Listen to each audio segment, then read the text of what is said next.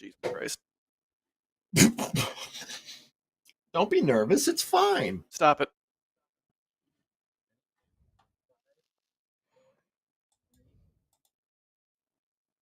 A slew of Starship road closures have been posted as we inch closer to Flight 4. Commercial companies are getting into the Mars game, and NASA OIG ain't happy about Artemis. Roll the thing. And here we go.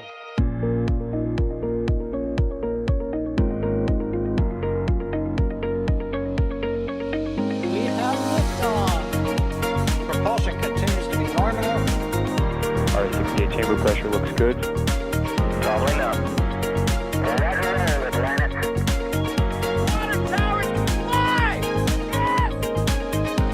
Echo down to nominal. Flighting downside FD off. Bring in FD off. It's orange! 145! Oh my god! Oh my god! Decollage. What is it? Put that in the big bag, Eagle. 343 unfolds to go. Indeed. We rise together, back to the moon and beyond. The methane will be igniting in the flare, correct?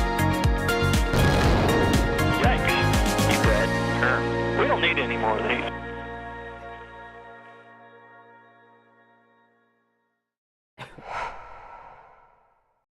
Welcome to another NSF Live, our Friday show that sometimes has rails but mostly doesn't, where we discuss interesting things from throughout the week. If you want a hard news show, we have Twist, which premieres every Friday, so you can watch Twist before you watch this, and then you can watch us sort of do a, director's cut, if we could even call it that, of the news that's less formal and more fun.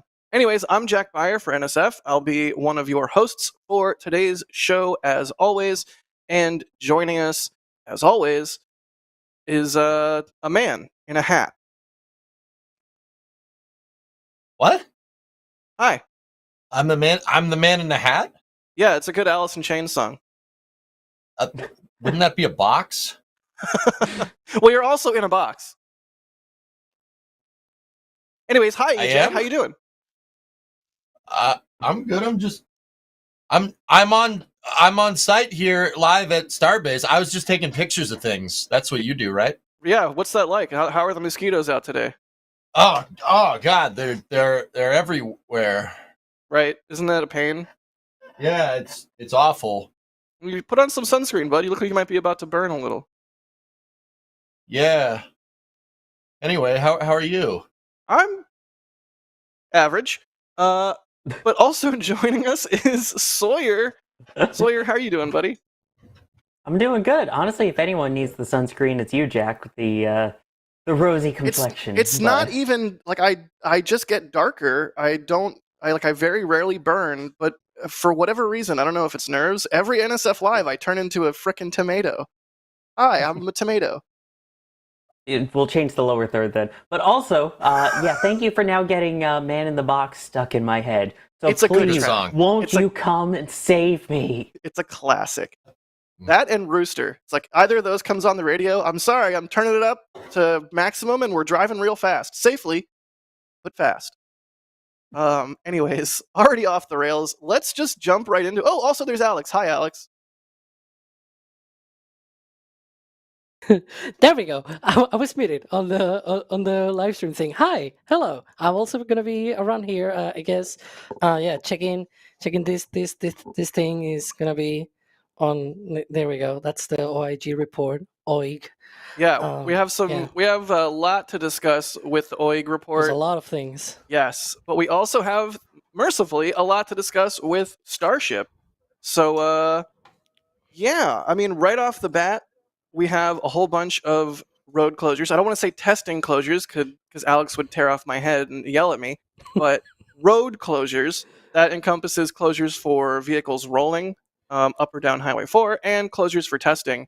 But Alex, since we already have you here, what the heck is going on? Is this ship static fires? Is this vehicles rolling to Massey's or the pad or a wet dress rehearsal with a full stat? Like What's your take, good buddy? you can see there all of the closures on the NASASpaceflight app. There's a lot. Let's put it that way. There's also a lot. You can see there where it says like temporary primary date, temporary primary date, temporary backup date. All of those are the transport closures and everything. There's a bunch of them. I believe most of them are essentially 1 hour long, so they are to the launch site. We don't know what else is rolling out or what thing they might have in mind rolling out, but there's a few vehicles, right, that we have in mind to be rolling out. One of them already rolled out. That was sort of another thing that we were sort of looking forward to, which was Ship 30. I don't know why this is flickering, but it's flickering anyways. But yeah, the Ship 30, it was on Mega Bay 2. It rolled all the way out to the launch site. It is now on Suborbital Pad B, and we're hoping that some of those non-transport closures, the ones that are actually for testing, might be for testing Ship 30 ahead of flight 4, but it's going to be doing flight 5. So that's sort of the weird thing going on here, where they're trying to test the next ship for the following flight, I guess. Right. Anyways, so yeah, that's Ship 30. It's on the pad. It's waiting to be tested. And then on the other hand, Wait. we have Booster Let's 11. let's pause. Oh, okay, let's okay, pause okay, there. okay. Okay, so Pause. so Ship 30 is on the pad. There are Ship 30. Yeah, Ship 30 is on the pad, so there are Yeah. rollback closures as part of these potentially, or there are rollout closures. So we could see Ship 30 on the pad at the same time as a full stack is on the orbital pad. I think is that fair to say that that's plausible? That's where I was going to go. So on the other hand, we have Booster 11 and Ship 29, one in the high bay, one in the mega bay, not in that order. It's actually 29 in the high bay, one Booster 11 is on the mega bay one. It has also received its hot staging ring, so it's already crowned as well. So that's good. Then, if they're rolling out, does that mean we're going to get a stack? And that is exactly what you sort of took from me. Oh boy, I cannot English right now. But yeah, you took that from me. The thing that I was going to say is that are we going to have a single closure where we have like full stack testing and Ship 30 testing? Because that's also interesting to think about. That is We had interesting. at one point Ship 28 tested while also Booster 10 was tested, if you remember, in late December.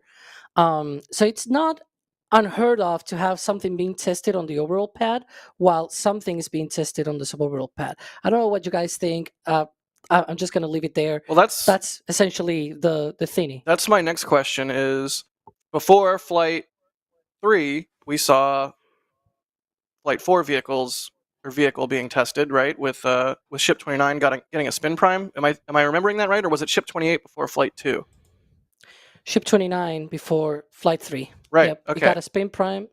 So it Didn't only have time to do. it only stuff, spin yeah. primed while before Flight 3. So do you think Ship 30 will only spin prime before Flight 4, or do you think they'll get more than just a spin prime under their belts before Flight 4 happens? EJ, are you hovering? You might be hovering.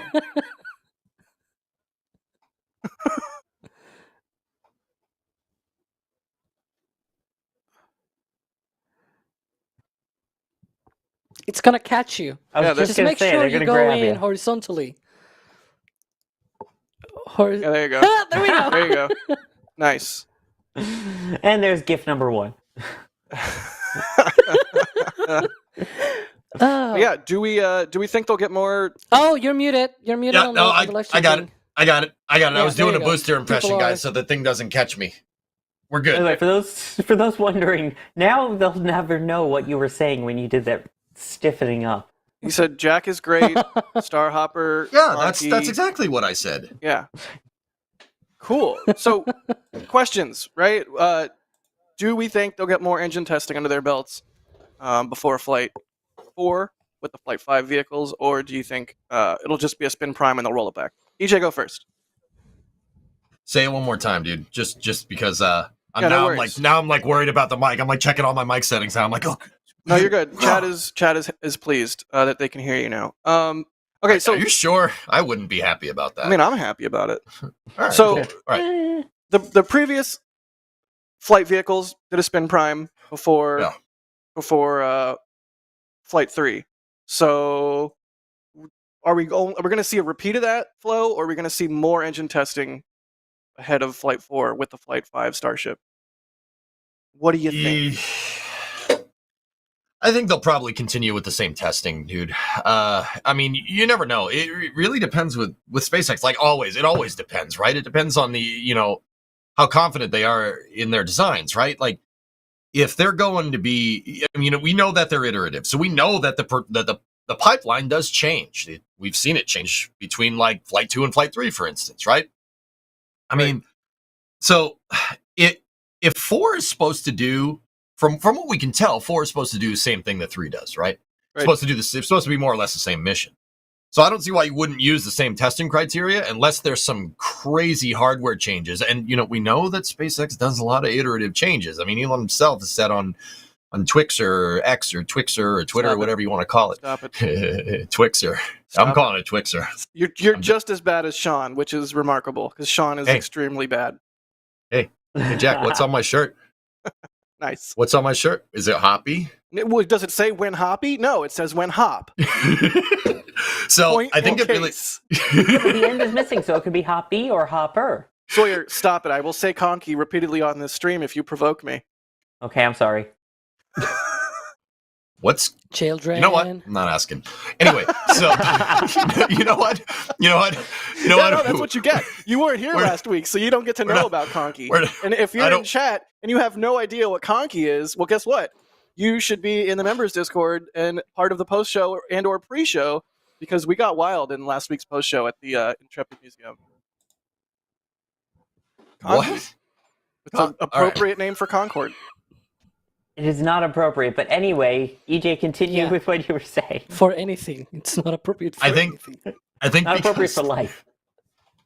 I think because Flight 3 or Flight 4 is going to be a lot like Flight 3, that they'll probably use the same testing criteria unless there's something completely different.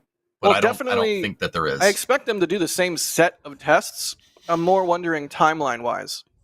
Like, they still static fired 29, but they did not static fire 29 before Flight 3. They only spin primed. So I guess, do we think there's going to be enough time before the next flight for more engine testing than just a spin prime, or do we think we're so close to flight that they're going to spin prime 30 and then get it the heck out of Dodge? It'll probably be, probably spin prime and then go. I mean, yeah. I mean, the other thing is, like, forgive me for a second because I was checking stuff when Alex was talking a little bit earlier, but suborbital pad B is on its way out, right? And isn't that like all moving to Massey's right now? So it is. If we're seeing a migration of the testing equipment, right? They go in flocks to avoid a predator. I will say, okay. Rocket anyway. Ranch, Anthony out there gave us a boat ride. And all right. That was like, 2 days ago? So we went right past Massey's, and so we could see the ship static fire stand. Still a lot of work being done on it. Yeah.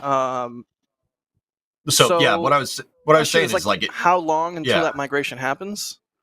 I don't know, but if they're, it really, I think it's really contingent on the testing hardware. Like if we're going from suborbital B to Massey's, right? How much testing you're going to see here, Right. If I had to guess, they're probably going to mimic what we saw before and go either that, or they'll wait till Massey's is good to go and then fire there. But I don't know, man. I don't think they'll be able to get Massey's up and running and ready to go, and then testing the vehicle and then send it to the pad and then fly. Especially if we think, when do we think in the next flight is? I mean, 4, I'd say the end of this month, right, guys? Like something like that. Yeah, I would say the last week or 2 of May would be my guess. Sawyer, it looks like you have thoughts. He's raising his hand. Go. Yes, teacher. Can I go to the bath? Oh no, wait. Then you have to do it's like the fingers crossed, right? Or you like hold up. You have to do it in Spanish. You hold up one finger or 2 finger depending on what you needed. Anyways, Sawyer, please You mean donde start estás talking. el baño? Anyway, no. I honestly disagree. Surprisingly, I feel like they are going to get as much testing in beforehand as they can. And we've seen it before where they've done a spin prime and then a couple days later they do static fire tests of a ship. We've seen it as well with boosters. I feel like as you mentioned, Massey still isn't exactly ready yet. They Yep. want to be able to turn around between Flight 4 and Flight 5 in a month or less. The only way you're going to be able to do that is if you really pick up that testing campaign, and especially if it's not known when the Massey site will be ready to go for suborbital testing, basically, then use what you've got. At this point, we're talking, what, potentially third week of May at the earliest here for actual flight?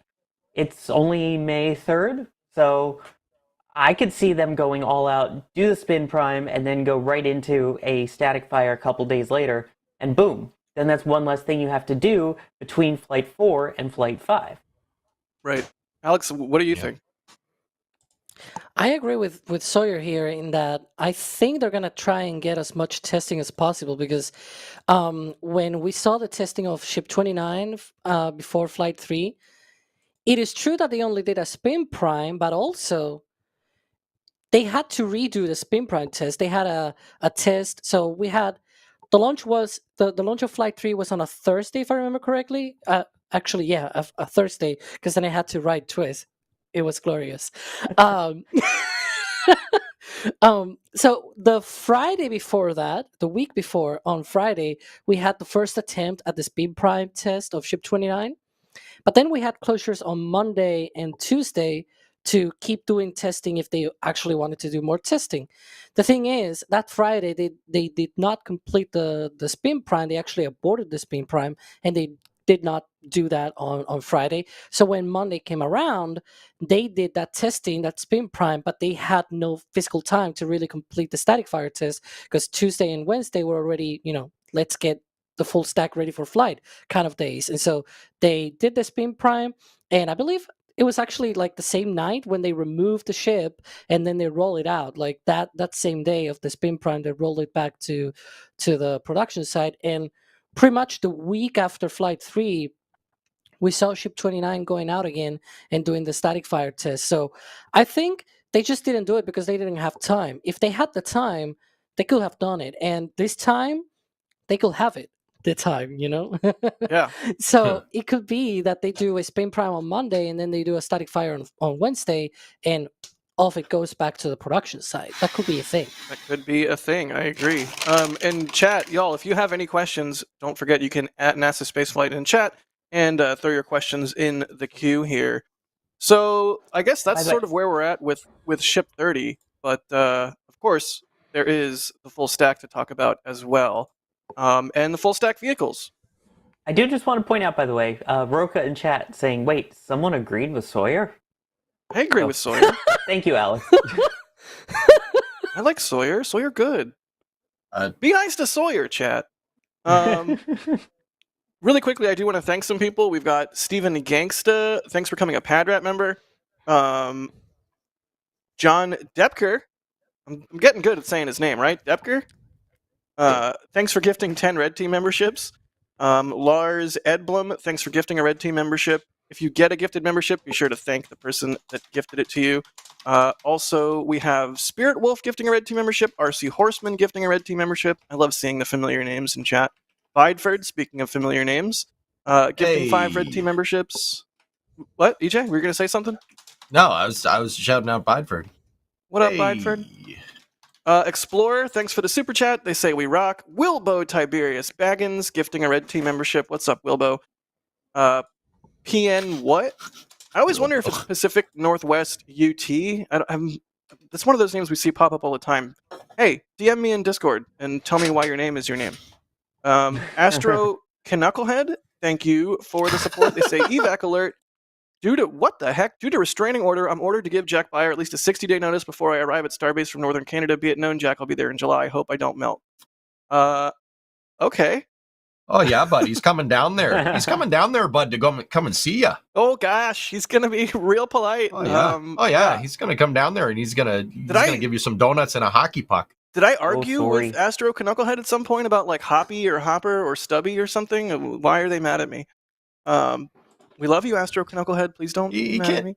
I'd rather be flying an X-Wing. Thank you for the support. They're saying during Raptor relights, do the turbo pumps have to come to a complete stop and then spin up again, or are they still spinning, just no fuel flowing? That Good question. I am not a rocket scientist, but my gut would be that they stop. I'm gonna immediately throw it to EJ, and then we'll see what Alex thinks. EJ? Okay, so turbine machinery conversation. All right, now we're talking. So here's the thing. Yeah, I mean, forgive me, guys. I'm not a propulsion engineer, but from what I understand, like it really depends on the cadence of how you're going to like. What's your cadence for engine cutoff to relight? If we're talking about super heavy, where it's going to shut down this engine's hot stage, flip over and then relight the engines, you might be able to keep those turbo pumps spooled somehow. But pre-burners, right? We'll say pre-burner. I wonder if you get turbine some kind of assembly. weird gyro issues with that machinery spinning. The turbine machinery has really low moment, dude. You're gonna get some angular momentum from it, right? But see, like, here's the thing. And Alex, feel free to chime in, dude. If I'm remembering correctly, Raptor has hydrostatic bearings for the turbine machinery, and if it has hydrostatic bearings, long story short, fuel needs to be flowing, or oxidizer needs to be flowing for them to work correctly. So, in the shutdown sequence, you might be able to freewheel, and there might be some type of fuel recirculation mechanism on there, or oxidizer recirculation mechanism. I don't know, but it's possible. That would put a lot of freewheeling the turbo pumps like that. It's doable. I don't see why it wouldn't be, but it's probably. I'm not the biggest propulsion engineer, but something about that says that might not be the smartest thing to do. But who knows? Raptor's defying pretty much we're like every conventional thing. Like it's a ridiculous rapidly motor. Approaching like ITAR land, or just like really proprietary engine information land.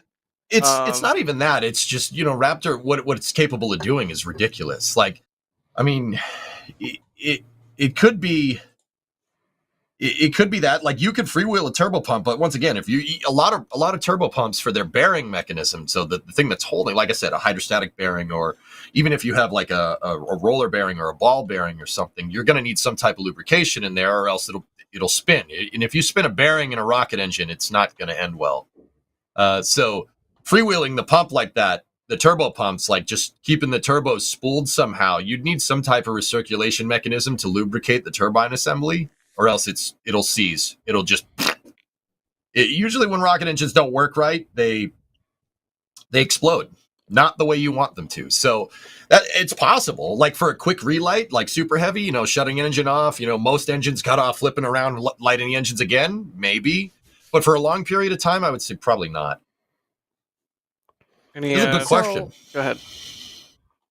Yeah, that is a great question, because one of the things that I normally ask myself, like I wonder about, how engines work and everything. We are always told that when you flow, like when you spin up the pumps and nothing is flowing, right? Like they're just spinning and nothing is flowing, that normally that can be bad, because you're essentially creating probably like pressure differences and whatnot, and even the potential that the blades just hit the wall, so to speak, and then they crack. So when you shut down, you obviously need to stop the flow of liquid oxygen, but also stop the pumps.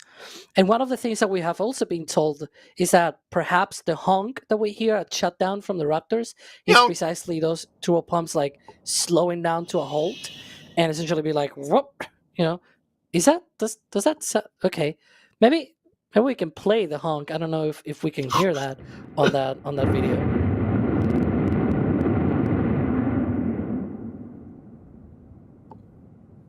Yeah, more or less. Yeah, you can kind of hear it. Yeah. So I do wonder if that's a thing of like the pump just coming to a halt. Hang on again. See, whoop, whoop, that's all the engines and everything. But right, so as it comes down to a hold, does anything flow through? Is there something, or is so slow already by then that you don't really are worried that there's no flow, nothing flowing? And then also at startup, the thing that you flow is not actually the liquid oxygen. Like you normally have something at high pressure like helium that just is injected and starts the spin up. And so it's like, I don't know. It's something that it's a very interesting question. I just don't know the answer. It's me trying to ponder here live, I guess, of the potential things going on there. It's a really good question. It's a really good question. Sawyer, any thoughts on ghost riding the whip? I mean, Raptor? I mean, pre-burn? Yeah. All right. I'm sure some of what Alex and EJ said was English, so yeah. Cool. Moving right along. Thank you. I'd rather be flying an X-Wing. Good question. Wilbo Tiberius Baggins gifting another Red Team membership. John Depker with a $10 super chat saying, with all these ships and boosters, who's up next for Flight 4, 5, 6? Starting to lose track. So Flight 4 is 29 and 11, right? I should know this. Flight 5 is 30 and 12, and Flight 6 would be 31 and 13, which 13 just got cryo-proofed this week, so things are looking good. Sawyer B, thank you for becoming a Capcom member. You get Discord access, and you get all the other perks that are awesome, including the members-only videos and photos, the occasional members-only stream, and the pre-show and post-show to NSF Live. So that is a thing that we're doing now. We do a pre-show and a post-show. It's a lot of fun. And if you had watched it last week... What? Stole my name. It was Sawyer B, not Sawyer R. Yeah. Guess what my middle initial is? B? Oh, jeez. All right, wait. Everybody shut up. We have to guess Sawyer's middle name. I'm going to say Bradley. EJ, what do you think Sawyer's middle name is? Let's dox Sawyer.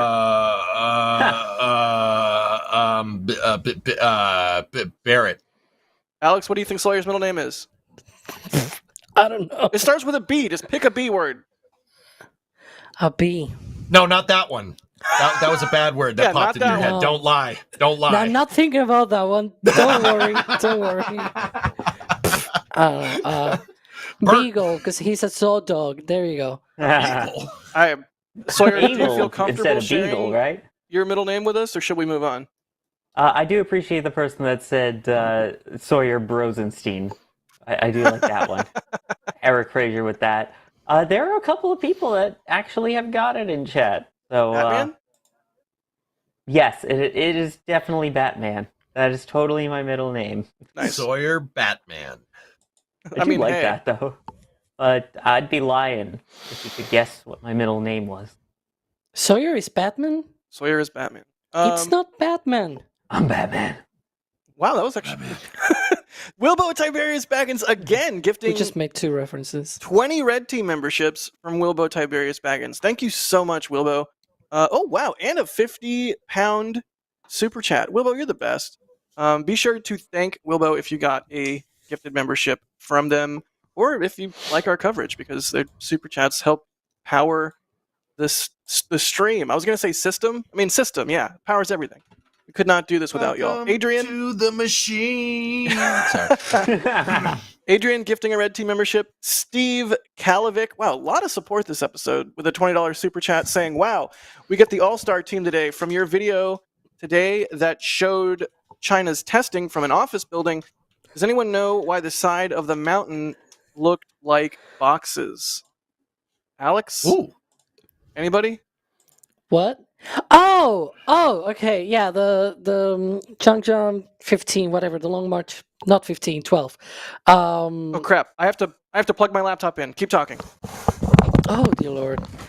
Come on, Jack. There we go. Well, Jack? go off. Is he gone? Yeah, I don't know. He just ran off for some All reason. Right.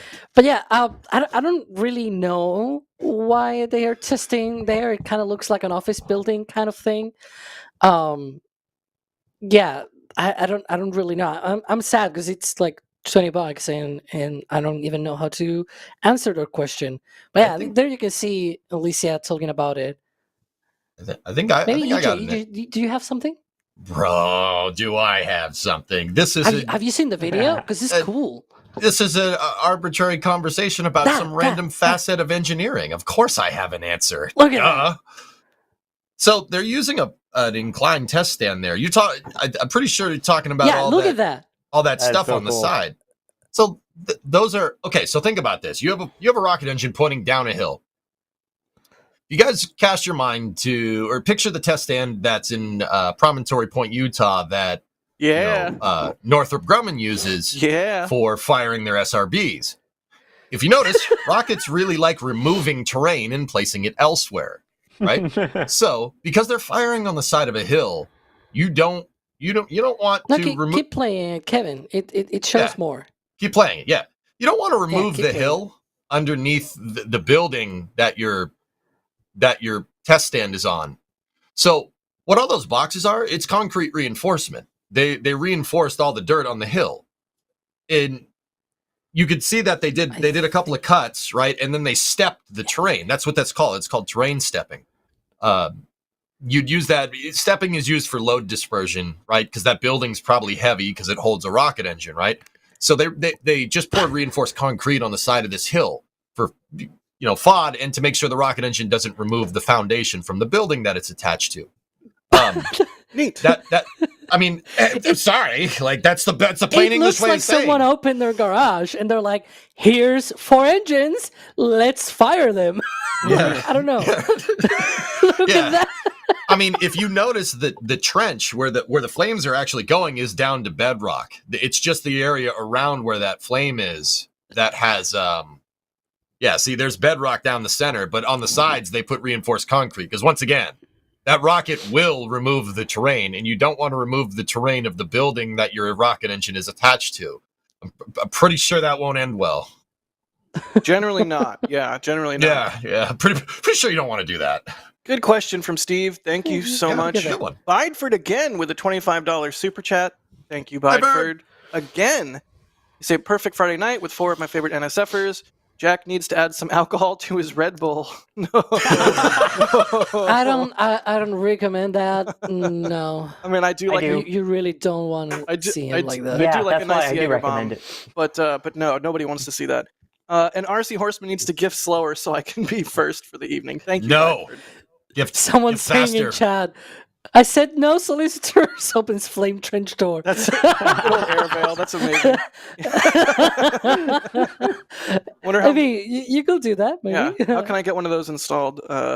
Musical Wolves, thank you so much for the super chat. They say, will Flight 4 launch the like button? Press it. Oh, I get it. Thank you, Musical Wolves. Chris P1341 gifting 20 red team memberships. Thank you so much, Chris P. Very, very crisp. Makes me think of Memberships there. that pig with the legs that don't work, Crispy Bacon with wheels. Oh, Don't give me that look. You don't know about Crispy Bacon? I do. Yeah, it's very tasty. no, the news report, which, yeah. As someone who I was like in it in TV the news, hunger. I feel bad for them, but it is funny. It's pretty good. RC Horseman again with a super chat. Thank you. They say, great to be here for this. Sorry about it being first on the draw. So sorry about it being too fast on the draw at Bideford. I love that people are fighting in the chat over who's supporting. Hill Country Explorers Maloney, interesting name. They say, I was in the Raptor manufacturing room at McGregor on Wednesday at 1 p.m. and the countdown clock said 10 days, 18 hours until next orbital launch. Interesting. I don't believe you, but interesting. That'll be next Friday, which I really doubt. Right, don't yeah, and You anybody... mean, thanks anybody for that- the support. Right. I'm Jack Fire. Yeah, Right. That is okay. Thank you for the support. I'm sorry. Just over time, you get numb to people saying they know things because even SpaceX doesn't know a lot of the time. Well, Wilbo Tiberius Baggins again. I know things. Wilbo. You know things. Well, see, I believe you know things, unless it's about what's a bagel, because you clearly have no idea what a bagel is. Oh no. And Hopper and jalapeno- Concord. Burnt jalapeno cheddar everything is an absolute bagel flavor. I don't care what you That's say. not a bagel at that point. All right, so off the rails. Thank you, Anyway. Wilbo, for 10 more Red Team memberships gifted. And another holy cow, another $50 super chat. They say Hi, Sean. Oh yeah, Sean says hi. Sean, say hi. Sean! Uh, Sean! Sean! Wilbo says our UK government paid me £365 today. Unexpected, you get it all NSF. Oh, Wilbo, Oh, thank you. sweet. Insanely generous of you. Sean! Sean just got back from shooting in the field, so I think he needs to cool down a bit so he doesn't melt. Hey, Jack, can you just make sure that he washes the bottom of his automobile, please? Dude, it is like it's like every No day particular I reason. see another like flake, like large flake of rust coming off of it, and you know, I just imagine that my Land Rover is exactly the same. I just can't see it as well. Hey, it's a Jeep thing, man. You wouldn't understand, okay? That's fair. Yeah, I wouldn't because I have a functional vehicle. Hey, anyways, Wilbo Oh. gifting 10 red team memberships, 10 more. Y'all, be sure to thank Wilbo in chat if you got a membership from him. Can he even hear us? You just dumped Oh yeah, on he's him. like right there. He's like 10 feet Oh, away. all right, He all right, absolutely cool. heard that. Just John slam Decker dunked right in his Gifting face. 10 red team memberships, and Bob Smith, thank you so much for the support. They say, I'm certain Jack is a happy drunk, more laughs, more better. Let it flow, bro. Depends on the day. Cool. GeoHound is asking, will they put Booster 12 on the orbital launch mount before Flight 4? I think no. Sawyer, what do you think? I agree. I don't think so. I think at this point, the main thing is to get Flight 4 off so that then they can start focusing on Flight 5 immediately after. So right now, I think it's get everything done with Booster 11 and get that going on, tested, and then ready to launch in hopefully the next couple of weeks. And again, I think they can do the ship testing, which is still a sort of go-ahead, get-ahead item, so that they can then just focus on, all right, deal with any damage that occurs to the launch site, and now with the ship already tested, let's get to the booster test. Whoa! What? You got buzzed. What is that? What did I Jeez. get buzzed for? I don't know. What? Also, Jack would be the one getting buzzed with the alcohol mixed in, so just saying. Hey. No, but yeah, I don't know. I agree with Sawyer here as well. Like they're probably not going to be rolling Booster 12 out because they need it. They need the overall launch mount for full stack testing. To be fair, though, it is true that Ship 29 is maybe a little bit not fully done. I've seen some pictures available for members of Ship 29 from yesterday, and there's still some work to be done on the TPS. We'll see, but for those that don't know, thermal protection system, the heat shield, as you will. Yeah, I don't know, maybe another half a week or a week left. I don't know, but yeah, we'll see. Have they been having problems with their TPS reports? They have. They did not get the memo. Well, Oh. that's another memo that we'll discuss later in terms of TPS. Hey, Foreshadowing. everybody, finger guns. That's too good. Okay. Thank you. I did not expect anybody to actually do it, but thank you. Cool. Well, that is about where we're at with Starship. I mean, Alex, any additional thoughts on the Starship flow in terms of, launch site readiness or anything I've forgotten to mention? Well, yeah, there's a thing that it's even on the title of the show, but somehow Adrian forgot to put on our notes, which is about the propellant transfer demo. Which did we even talk about that? I think it was like mentioned in passing or something.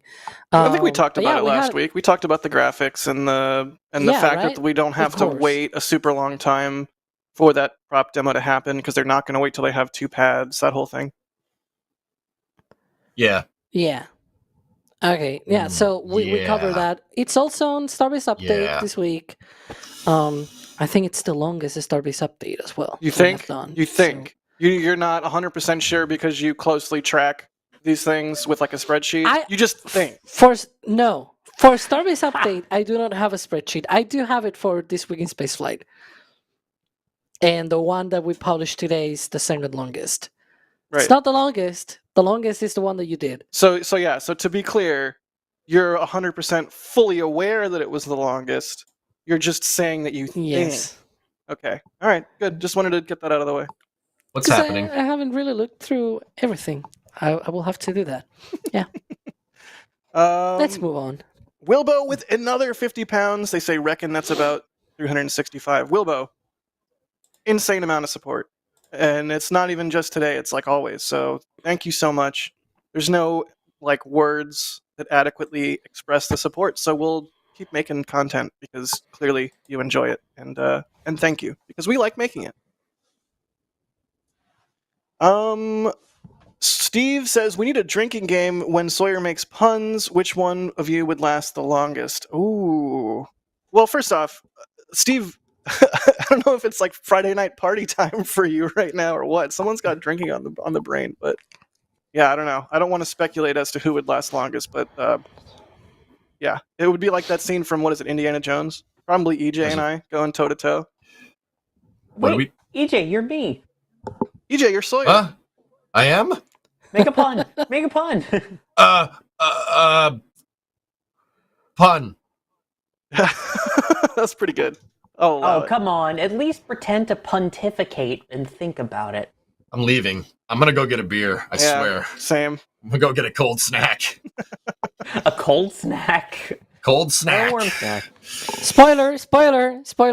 Spoiler! This is for the other. I like how There we Alex go. is just in front of a wall of text as if we're in some sort of 90s educational cartoon and he's about to like shrink us into a magic school but bus. that's Kevin. And we'll go, Kevin is the one that dictates what's behind me. He could show SPL or something. Wait, then which one of us is Miss Frizzle? EJ, Fair point. I'm Miss Frizzle? you're Mr. Frizzle. Okay. I mean, who wouldn't want to be Mr. Frizzle? I can be Miss Frizzle, whatever. It's fine. Jay is Keeping asking the if mustache, Hopper's getting though. scrapped.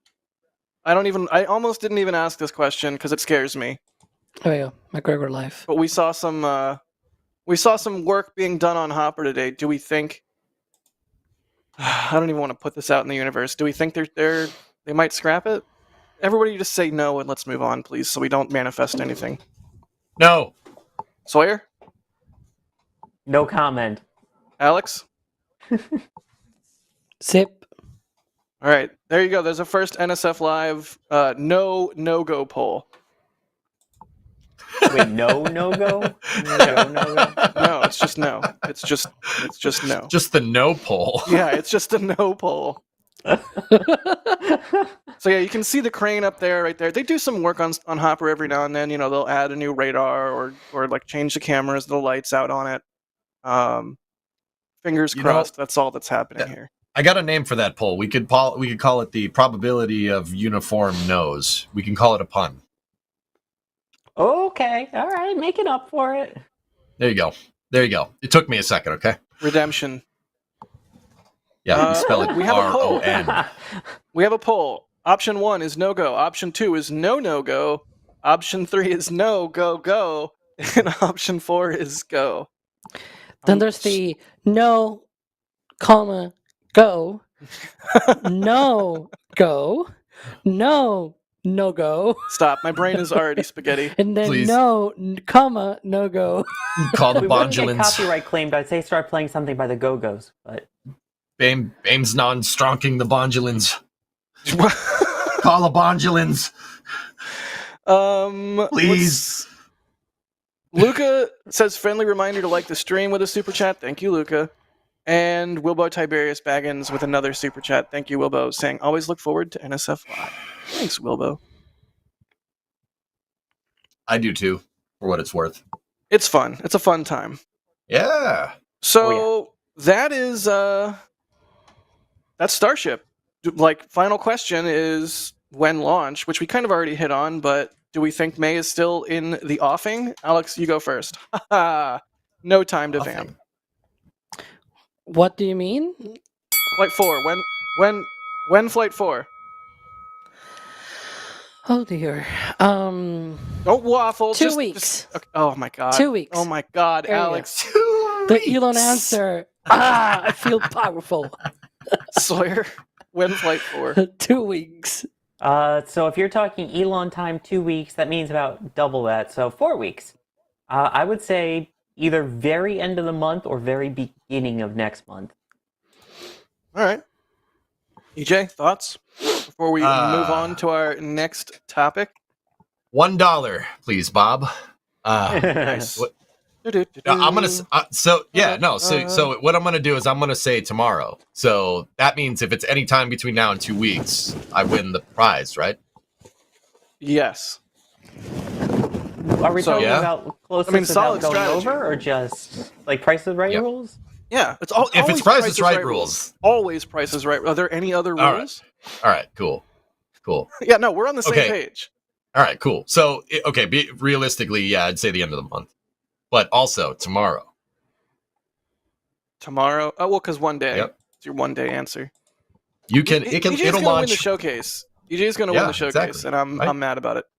Starship Yeah, will enjoy launch. your new dining room set. And jet ski. Yeah, right. Yeah, And yeah, a vacation dude. to beautiful Colorado, all expenses paid. I'm in, dude. Let's go. I mean, the truth of the matter is that Starship will launch whenever you want it to launch, as long as it ends in a day with a Y at the end. Oh boy. Really quickly, we got a couple more Remember that. questions before we Mars. jump into the Mars stuff. Really quick, Joe is asking if I'll be there in East Coast for Starliner next week. Nope. All hands on deck for Starship Flight 4. Luca is asking, are vacuum nozzle sizes restricted by engine testing at sea level? I think yes, you can have a nozzle that's too big to test at sea level, right, EJ? When you're testing upper stage engines, unless you have a testing chamber that's available to simulate vacuum, which are few and far between, and you're also size limited there for the ones that do exist. You generally just test without the nozzle. Yeah, no nozzle. Right. The nozzle. Is that that's a Yeah. Venture Brothers reference, right? I mean, The it could dish. be. The The nozzle. dish. Oh, I thought we were going to bond over Venture Brothers. Nobody knows that show. Cool. I Sawyer- do, Jack. Okay. Brock Sampson. I'm glad. All right, Yeah. Sawyer. Commercial companies are getting in on the Mars game, or at least they're being asked to study doing so. Tell us about it, good buddy. That's a big 10-4, good buddy. Yes.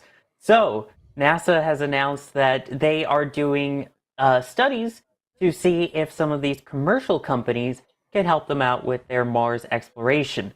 I mean, we talked last time about the Mars sample return mission struggles. So at this point, let's see what some of the commercial companies can come up with here. And we're talking different types of concepts. So, there's the discussion of landers. There's also the discussion of tugs that could bring spacecraft out there. The discussion of communications networks, of science instruments and things like that. And so they went with a whole bunch of different companies to go through it all. So in terms of small payload delivery, they've got Impulse Space using one of their space tugs, Firefly, adapting one of their lunar modules. And then Lockheed Martin, which has never had any issues whatsoever in terms of delivering spacecraft to Mars, Mars Climate Orbiter. Sorry, there's something in my throat there. In terms of other larger payloads, you've got United Launch Alliance, ULA, potentially modifying their Centaur upper stage. You've got Blue Origin, talking about one of their Earth lunar vicinity spacecraft, and Astrobotics, modifying one of their lunar exploration spacecraft, which, again, we've seen cool stuff from them with the moon. Imagine that going out to Mars now. In terms of imaging of the surface, Albedo Space Corporation, I believe is how it's pronounced, talking about a low Earth imaging satellite that could be adapted for Mars. Redwire Space, same type of deal, a imaging, kind of low orbit imaging system. And Astrobotic, again, for their lunar exploration spacecraft that we just talked about, to also include imaging opportunities. And then in terms of data relay, you've got, shocker, SpaceX with the Starlink network. I know. It's some space exploration technologies. I don't know. Something like that. Must be up and coming. It must be. Marslink. Lockheed Martin again coming up with a communication relay service via one of their modified Mars orbiters, if they get the conversion correct between metric and imperial. Totally not harping on that at all. And Blue Origin talking about their adapted spacecraft that we were mentioning earlier, also being able to do relay communications. And yeah, each of those we get somewhere between $200,000 and $500,000. Wait. What's worse? Mixing up your conversion from imperial to metric or vice versa, or installing your accelerometer upside down? It's one thing when it's Russia. I mean, come on. That's a I hate to say it, but that's a very Russia thing to do, to install that upside down. But honestly, I think it's kind of worse that this was following the Mars Odyssey mission, which didn't go great. You send it out there. It's like, great, it's out there. We spent all of these months waiting for it to get there, and you lose communication with it early before it goes around the backside of Mars and never hear from it again. And then you realize, wait a minute, left hand didn't talk to right hand, and now it's Mars junk. So yeah, I think that's worse. Yeah, that's fair. So, whole bunch of really interesting things getting studied, and of course, we'd be remiss if we did not point out MarsLink specifically. Alex, tell us about MarsLink. Why me? Because you were like MarsLink, you were excited about it. I thought you were. Are you not? Well, are you not excited? I don't about really. It? Are you not entertained? I mean, That's not why you are here. I got you, man. Thank you. he's just like one after the other. I'm like, but. Wait a minute. He is a He's a Spaniard, Jack. So he might be entertained. He might be entertained. Oh, Alex, please. So, is like, I don't know.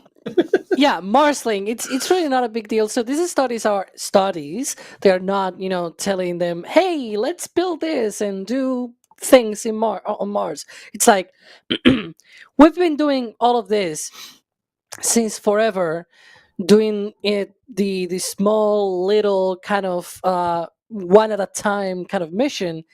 Let's do something like CLIPS, but on Mars, right? And not just landers, because CLIPS is just landers. It's payload services to the ground.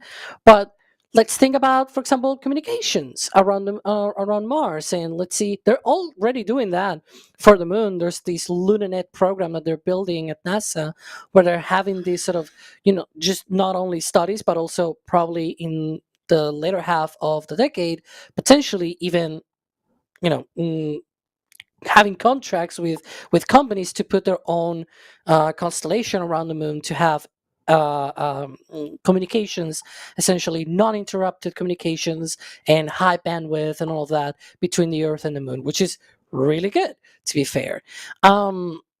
So why not apply all of this knowledge and all of these, drive for commercialization if there's a company that already has a certain satellite or a certain tug, for example, the one from Impulse Space, right? Or you have even a lunar lander can act as a tug if you really, if you strip it down of the landing legs and everything, right? It's just something that can.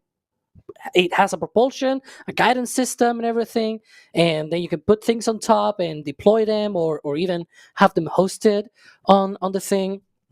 You can also use it like that, or even attach a camera on one end, and then you have an imaging satellite, right? Like there's a lot of these different things that these companies are proposing. Where, hey, we have these products that we can use with a few modifications here and there, and suddenly I'm flickering. But yeah, so you have there, for example, that's a Mira the orbital tug from Impulse Space, and so they can attach things on one side, modify things here and there, make them maybe a little bit larger so they can have a little bit more delta V and everything to be able to go around Mars and everything. But overall, if companies already have this and it's a rather cheap kind of approach, why not just send a bunch of them and get a lot of science, a lot of investigation, saying, well, maybe one of them will fail. Okay, but you're sending a bunch of them at a time. That's the same thing with CLIPS. We saw Astrobotic with a Peregrine lander. They were not able to even fire the engine at all. because they had that propulsion issue. But then, the Nova Sea lander landed somewhat, but it landed and carried payloads to the surface of the moon. So, maybe next time it'll be, who knows, maybe the second Nova Sea will not land, and then the second lander from Astrobotic will. I mean, that's the sort of thing. By having that extra risk, but it's lower, it's lower cost. You have a higher frequency. You can do more revisits. You can essentially send more stuff one at a time. I don't know. I'm trying to sell it. I don't know if anyone has some kind I of got you, discording man. opinion, I guess, or dissenting Yeah. opinion. Well, my I, dissenting opinion is it needs to have the word star in the name. Starlink, right? You've got Starlink, Starship. Starliner. So Mars Link, it's Star Mars Link? I don't know. It's got to have star in it. Mars Star. Stars Yes. Link. What'd you say, EJ? Stars Link. Mars Link. Yes. Mars Yeah. Link, yeah. Yeah. There you go. Heck yeah. But no, this is sort of part and parcel. I mean, I feel like I say this a lot, but this is exactly what we want to see. If we're going back to Mars, we need to start to nail down a lot of these technologies, and starting to study them and asking companies to study them is the first step in that process, right? Yeah. Yeah, Jack, I mean, you get trade studies like this a lot. This is kind of normal practice for when NASA's planning on doing something a little bit down the road. Trade studies like this happen all the time, and it's just trying to figure out basically where, what industry tech is out there. I'm just echoing Alex's words at this point, but yeah, you're just trying to figure out what hardware out there could potentially be used to fit into your long-term integrated architecture, which is frankly good. That's what you want to see. Right. Love to see it. That's what I'm trying to say. You love to see it, yes. And Love this to is see it. Just a 12-week study to start. They'll post the results later. And Yep. all of this is in anticipation of hopefully having something down the line. And it's also worth noting that they clearly specify that they are still taking commercial bids for that Mars sample return mission, which I will not get restarted on that because then, you won't like me when I'm angry. But Wait, do they're you turn totally green? separate from each other. So this is independent. Sawyer, I like you no matter what, okay? Angry, happy, delusional, hysterical, like whatever you want to do. Delusional and hysterical? I mean, I am hysterical. I'm funny. But delusional? I mean, Okay, maybe now I see the delusion as I say that. Okay, yeah, there you go. Do you- Well, One of the things I was just gonna be pointing out like one little thing only. It's about the Centaur. What ULA proposed, because it doesn't specify like per se that it's Centaur, but it says upper stage of a low Earth orbit and high energy whatever vehicle. So it's obviously Centaur. They're trying to carry the Centaur upper stage all the way to Mars, like on the not actual carrying it, but like on the proposal, they're saying we're carrying this big cryogenic upper stage all the way to Mars. Which, if you think about it, a Centaur upper stage firing anywhere even close to the moon at all, for example, that hasn't happened. Like, or any cryogenic stage at all, like not only just Centaur, even the S4B from Saturn V, all of these upper stages, the most that they have survived in space is like 7 hours, 8 hours, maybe 10 at best with the batteries and whatnot. But they haven't done like a proper burn that far ahead. So that will be very interesting. And if you think about it, that's also what Starship eventually she'll have to do, right? Because if you have on orbit propellant transfers and things like that, this is also going back to the whole conversation from last week. If you have propellant transfers, you need the ships to be able to stay for multiple days at a time in orbit, which hasn't happened for any cryogenic fluid or any upper stage that is like that. And then it has to go all the way to Mars. Like, what? I don't know. It's interesting that another company that is not a SpaceX is just saying, hey, hi, we're going to do the same, whatever, I don't know. It's just interesting. I mean, it's a good thing, right? Smaller scale, It's but sort of on the bleeding edge of human technology and capability and knowledge. So more companies doing it.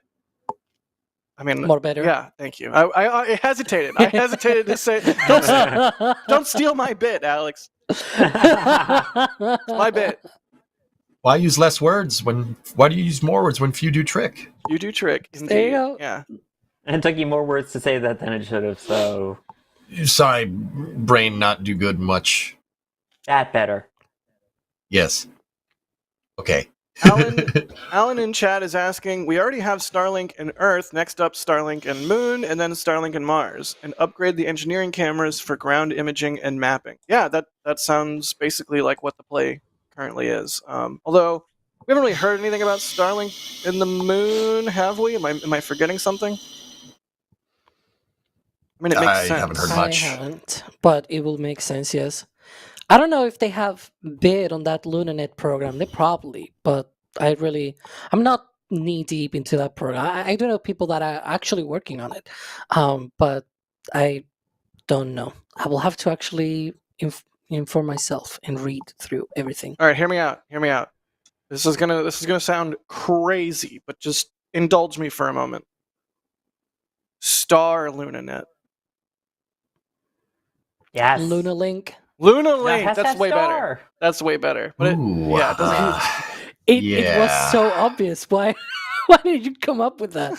Jack, I'm gonna have to go ahead and sort of disagree with you there. All right, Lumberg. What do you think? Starloon. Oh, that's okay. We've reached peak star naming convention. Yes. All right. Well, I don't really have too much else to say about the commercial studies. Does anyone else have anything while I look for some questions from chat? No, unless I can dunk on Mars Climate Orbiter more. No. Do it. Good. Do it. Do it. Wait. Do All right. Hold Well, on. actually, Sorry, I don't hold need up. to dunk on it because it dunked itself into the dunked planet with itself. the memory, so yeah. Wait. Sorry. All right, Jack. Look for questions. I got a question for you though. Do you think that the Mars Climate Orbiter was a measuring system problem or a management problem? Management. Oh, for sure. It's like I said, it's left hand not talking to right hand here. So, I That's the think, brain's job. The fact that it's like, great, let's do it all in metric. No, let's do it all imperial. And trust me, go Murica, freedom units are awesome, but you kind of got to decide to pick on one, and they should have just stuck with the good units, aka imperial, but, you know. Good. Yeah, no, I like that. That's not answer. going to make anyone angry in chat. No, hey, you know what, man? I was in Rome last week. That's where I was, chat. You know, I was thinking about the Roman Empire a lot. You know, they used feet and miles, right? Okay. See? Yeah, it makes sense. It just works. An unassailable argument, to be sure. We used to use elbows and things like that. Like there was in Spain there was one that was elbows as one of the. You have feet and everything. We have elbows. I What? guess. Yeah, isn't it like a furlong or something from the edge of the elbow to the end of the wrist or something, or his hand? Something like that. Yeah, I guess that's what it was. I'm guessing that this is Kevin saying, "Hey, we need to talk about this." Also, I'm being told that I need to go to the manager's office. Sorry, Chris. Horses, shuttle, help, save my job. Yeah, horse is good. Football, dirty leads. York shuttle. FC, let's go York. Yeah, York good. Okay, I think we're safe. All right, let's move on to our next topic here. Things might get a little spicy, so everybody get a glass of milk ready. What? I got beer. Does that I have help? another thing ready here Beer counts. because it's time It is? to read. Okay. So yeah, there's a new NASA Office of Inspector General, or as I like to say, OIG. I don't actually like No. to say it. I'm gonna make it a thing. But Oig. so- Hoppy. Don't call it that again, or I will say it again. Or Conky. Conky. Conky. No. Conky. No. Conky. Yeah, the OIG is not doing anything in the VAB, okay? It's the OIG and the VAV. Conky. Not You and like me. this. You see? Wait, what? Oh, yeah. Cool, I Anyway, have to put up what with was here. what were we talking about with the Office of the Inspector General, NASA? Like, Goodbye. I cannot do a stream. I can. Hang on, because I'm still also like setting up my things here because I have some powers today, you know. Hey, look, it's Artemis I I. can do this. Hang on. Look at this. I can scroll. Look at that. Ooh. See? it's very. See? It's moving. It's very fancy. It's doing the Alex. thing. It's very fancy. Good It's job. not orange. We're all very proud of you. However, that's orange. All right, for the Yeah. love of God, what did the OIG say? The OIG said OMG 'cause yeah, so there were anomalies during Artemis 1, anomalies in the sense of, things that were not expected to happen. And well, we knew about these things. It's just that now with this report, we know a lot more. I guess we know more in depth about it. In particular, the thing that we have seen, where there's multiple things that we have seen truly. It's about the Orion heat shield. So that's like the big ticket item here that we have seen on our report, which is I'm kind of putting it on the thing if we can show it, or I don't know, or don't show it. So during the Artemis 1 reentry of Orion, the heat shield is ablative and everything, and it has the big 5-meter diameter heat shield, and some ablation is obviously expected to happen because it's actually like a reentry from the moon. But what they discovered is that there were over 100 places on that heat shield where there was more ablation than they even expected to happen, which is, so there's two sides to that. It's okay because even with that, the capsule survived. But the problem is when things happen that you don't expect, that's trouble. It's not because okay. It means you don't understand the whole thing, It's right? not okay. You're not. Hang on, what I'm trying to get to. So, so on the one hand, obviously there was no loss of the capsule, and they actually looked through the data, and it is true that it was more ablation than they expected, but it will not have posed a like substantial risk or anything like it. But again, the problem here is having this sort of, we're studying the heat shield and doing 10 years or 15 years of studies and blah blah blah, right? And then time comes to test the heat shield, and then, oh my gosh, there's a gazillion things that we didn't know of that happened here, and now what the heck is going on with this heat shield, right? That's the sort of thing that you don't really want to have on a capsule that the next flight is going to fly with crew. You don't know what else is going to crop up, right? It's like maybe something even worse happens. And so that's the thing that they really went through. We can see here trying to actually pull it off. The thing just doesn't want to respond. Boy, there we go. Now, so you can see maybe behind me. There you go. So you can see those sort of like patches where there's a big hole in the heat shield, and those are obviously not nominal, and they even have the circle, the red circle of doom, I guess, of that heat shield. And some of these are actually something that we spotted through your pictures, Jack. I may before we go to the Jack pictures, though, I really want to show this. It was not just the heat shield, but also the bolts that connect the service module to the crew module. So you have the capsule thingy, right, and then the service module, and there are 4 bolts that go on the heat shield to be able to connect that. Now, these bolts are supposed to separate so cleanly that the heat they just don't stuck into the hot gas of the plasma of the reentry. 3 of these 4 bolts actually were stuck, sort of like there was a little bit more of them out, and they ablated and they eroded away, and the risk from that is that if they completely erode, then the hot gas can introduce through that and then seep into the capsule and break it up. We don't really want that. Not again, please. And so that is one concern as well from that. And actually, there's a picture that you took, Jack, where maybe one of these bolts shows up. I don't know if maybe Kevin can pull that off. It's on one of these pictures. There you go. That is one of them. Yep. Maybe if he can zoom in all the way Enhance. to the bottom. There we go. Enhance. Enhance. Enhance. Just print the dang thing. A little bit Oh, wait. lower. Not that bolt. Keep going. Yeah, that's for transport. Yeah, Lower. I remember. Yeah. Where, a little- where the little rope bit to is, the right. you can see There's the that giant bolt.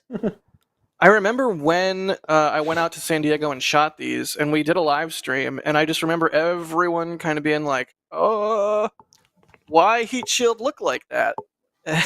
Yeah. And I even remember, you guys asked me to go over and talk to one of the experts that NASA had there, and be like, "Hey, that's supposed to look like that?" And we didn't really get any substantive answer at the time, but clearly, it's not. It's not supposed to do this. It's not good. I don't see how you comfortably fly crew on the next Artemis flight. Personally, if they do, I feel like that's like some double standards kind of stuff going on there. But you know what? Maybe I'm just being a whiny baby. I mean, part I of the don't delay think so. already has been because of the issues with that heat shield, I believe, for Artemis II. That was one of the many issues that has continued to push it back to next year. But Yeah. Yeah, and like the moral of the story with NASA is you don't want to normalize deviation. You want to nail that stuff down, because as soon as you start normalizing deviation, you start running into really unfortunate and unhappy things. So It's not just that, Jack. Go ahead. It's not just that. It's your rate of deviation. That's the big part. Obviously they don't want a hole in the heat shield, and there's an acceptable amount of heat shield ablation that can happen, right? Right. But this clearly is, obviously it's more than what they anticipated. But the real key here would be to figure out how far did you deviate from acceptable criteria. That's the real thing that they have to learn. And I agree. I don't think that flying anybody on this is a wise decision. However, if we cast our mind back to a press conference that NASA had where they talked about moving Artemis II a year out, and NASA was saying, "Oh, we're going to fly when it's safe." They actually said that the heat shield was not your primary driver for delaying a mission. As Sawyer said, there are other things with the Orion capsule that need to be tested. But I mean, I will say this, and I think this is a very telling thing. Not even the Apollo program, with the Saturn V. The Saturn V did not fly with people on board 2 times. It took 3 flights to put people on top of that thing. You know what I mean? I think it was kind of, I'm not going to say overzealous, because I don't like second guessing NASA, because I'm just some guy that commentates about this stuff all day, right? That's what we do here. But also at the same time, you're opting for a testing regime that's bolder than the Apollo program. I think that's, I mean, and then we're shocked when something like this happens, like shocked Pikachu face, Yeah, and I will sort of defend, so to speak, NASA here in that, because we're seeing a lot of people, especially in social media. Well, in social media, there's a lot of different kinds of people, to be fair. But even people that follow the program and everything, they're like, "Oh my gosh, this is." I don't know. There's been also a part of it that's being overblown, in the sense that they think NASA is just gonna fly Artemis II as happy. It's just like, oh yeah, it ablated, whatever, it's okay. The crew capsule was okay. It came in one piece, whatever. Who cares, right? That is not really what they're doing, right? They identified the problem right away. They put together a team, and they're still working on it, but they're about to finish that investigation. They are actually, in the last few months, they said that they want to finish this in essentially the next couple of months. Essentially, they have already done the testing. They have already tried to identify the issue, and one solution that they have put forward, obviously for at least the next couple of missions, is that they can fly a different reentry profile. So by modifying the reentry profile, the conditions are more benign, and that way you don't have really that kind of more stressful reentry heating, which could alleviate the load on the heat shield, and therefore don't have a bunch of more ablation than expected. But on the other hand, on the long run, you can change the design. And so one of the things that this report is also talking about is that, okay, you're doing potentially a change of the trajectory. Cool. You're trying to mitigate that. It's like that's the right thing to do, to try to mitigate this. It's not just, it's okay. Because every once in a while, everyone thinks back to Apollo 1, Challenger, Columbia. Whenever those things happen, it was someone raised a problem of, hey, this is bad. There's something going on here that we need to look at. And a bunch of other people went like, it's okay, cool. Well, we've done all the things, whatever, right? It's like, it has been cool before, so who cares? They saw erosion on the O-rings before Challenger, for example, and they really didn't go too much into that. They saw liberation of foam for many flights before Columbia. They didn't really go too much into that. They're not doing that here. They're actually going through and testing this and trying to modify to try to minimize all of these issues. And so this is not at all comparable. So that's what I'm trying to say here as defending, so to speak. But it's also true. Like it's not that I'm telling a lie or anything. It's just because they've been doing all of this stuff, and we see the same also from SpaceX and Starliner with Boeing. The other way around, Boeing with the Starliner. They're not going to fly until they're actually and absolutely sure that they're not going to pose any danger to the people on board. We had Dragon exploding a year before people flew on it, and we had Starliner on the first flight. It was not able to reach the station, and then on the second flight, before even trying the first time, it had the service module issues. They did not say, "Oh, let's rush this. Whatever, it's okay." No, they went through and they tried to solve the issues. As long as they're solved, that's the point. And Okay. what the report is saying is that they really need to make sure that these issues are solved, and that if they introduce any design changes, they're not creating any more problems. Because now you change the heat shield design, or you change the reentry trajectory, now you may be creating another problem. So that's one of the things as well that the report is trying to say, that, okay, you're trying to solve it, but be careful, because maybe the solution could also be a problem as well. I mean, here's the thing. If you don't mind me jumping in, Jack. No, please. Cool. Jumping Jack Flash. Now I'm mad Nice. Nice. They did mention, that they've basically worked on testing since then on the ground, and obviously you're not going to be able to fully recreate everything unless you actually go back into that lunar trajectory and come back from lunar orbit, or in this case for Artemis II, a lunar flyby. But they definitely saw a lot more charring. And for me, the biggest thing is what we were talking about with those kind of the holes there, the bolts that were what attached the service module to the base of the capsule. Keep in mind, the service module has to be jettisoned before re-entry so that you actually get the full heat shield exposed. If 3 of the 4 of those saw melting, that's kind of a big deal. I mean, even if 2 of them, or 1 of them for that matter, would be somewhat of a big deal, but 3 of the 4? Because if all 4 of them melt, let's say, and you have a problem jettisoning, you can abort a launch, you have to re-enter at some point somehow. So I feel like it's still a concern. But the bolts are exposed after you separate the service module. But still, that's what I mean. That's right. No, I know that. What I'm saying is where those are, where they saw a lot of that melting. If during that separation and then you get to the re-entry and you get that melting, that's when you have the potential problem. Like I was saying, you've got to have it. It has to be jettisoned, so it's going to have to reveal the bolts, and then it's going to have to re-enter regardless. You have no choice unless you want to keep people in space forever. I mean, definitely keeps people in space forever, but not like that.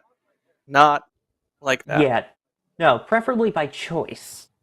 So, we do have an interesting comment/question from Ryan Caton in our back channel saying, maybe this is a stupid argument, but in my opinion, this is Ryan talking, the heat shield did its job during Artemis I. Orion and Sean the sheep inside survived. They're now making the heat shield better. What's wrong with that?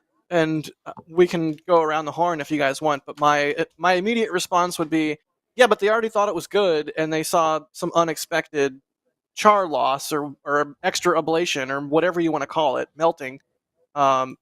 Yes, they're making the heat shield better, but without further testing, who's to say that they won't still see unexpected burn through or ablation or what have you? I mean, EJ, safe to say, like, I know we sort of just agreed on the probably shouldn't fly humans on the next Orion. Like, safe to say more testing would be needed for a vote of confidence, or do you think just like, hey, they're making it better, it'll be fine, it already did fine? Like, I suspect not that, but Okay. Let me give you the diplomatic answer first. okay. And then and then so spicy. Ryan, is it diplomatic first, then spicy? Oh yeah. Okay, good. Yeah, Okay, good. Absolutely. So Ryan, that seems like the smart thing to do, but what really is important here is to understand what your spacecraft is doing. Understanding your spacecraft and its modes, particularly failure modes, will. I don't care if you're using iterative design or if you're using like waterfall testing, like you wait until you do everything all at once, like what NASA does, or you rapidly prototype like SpaceX does.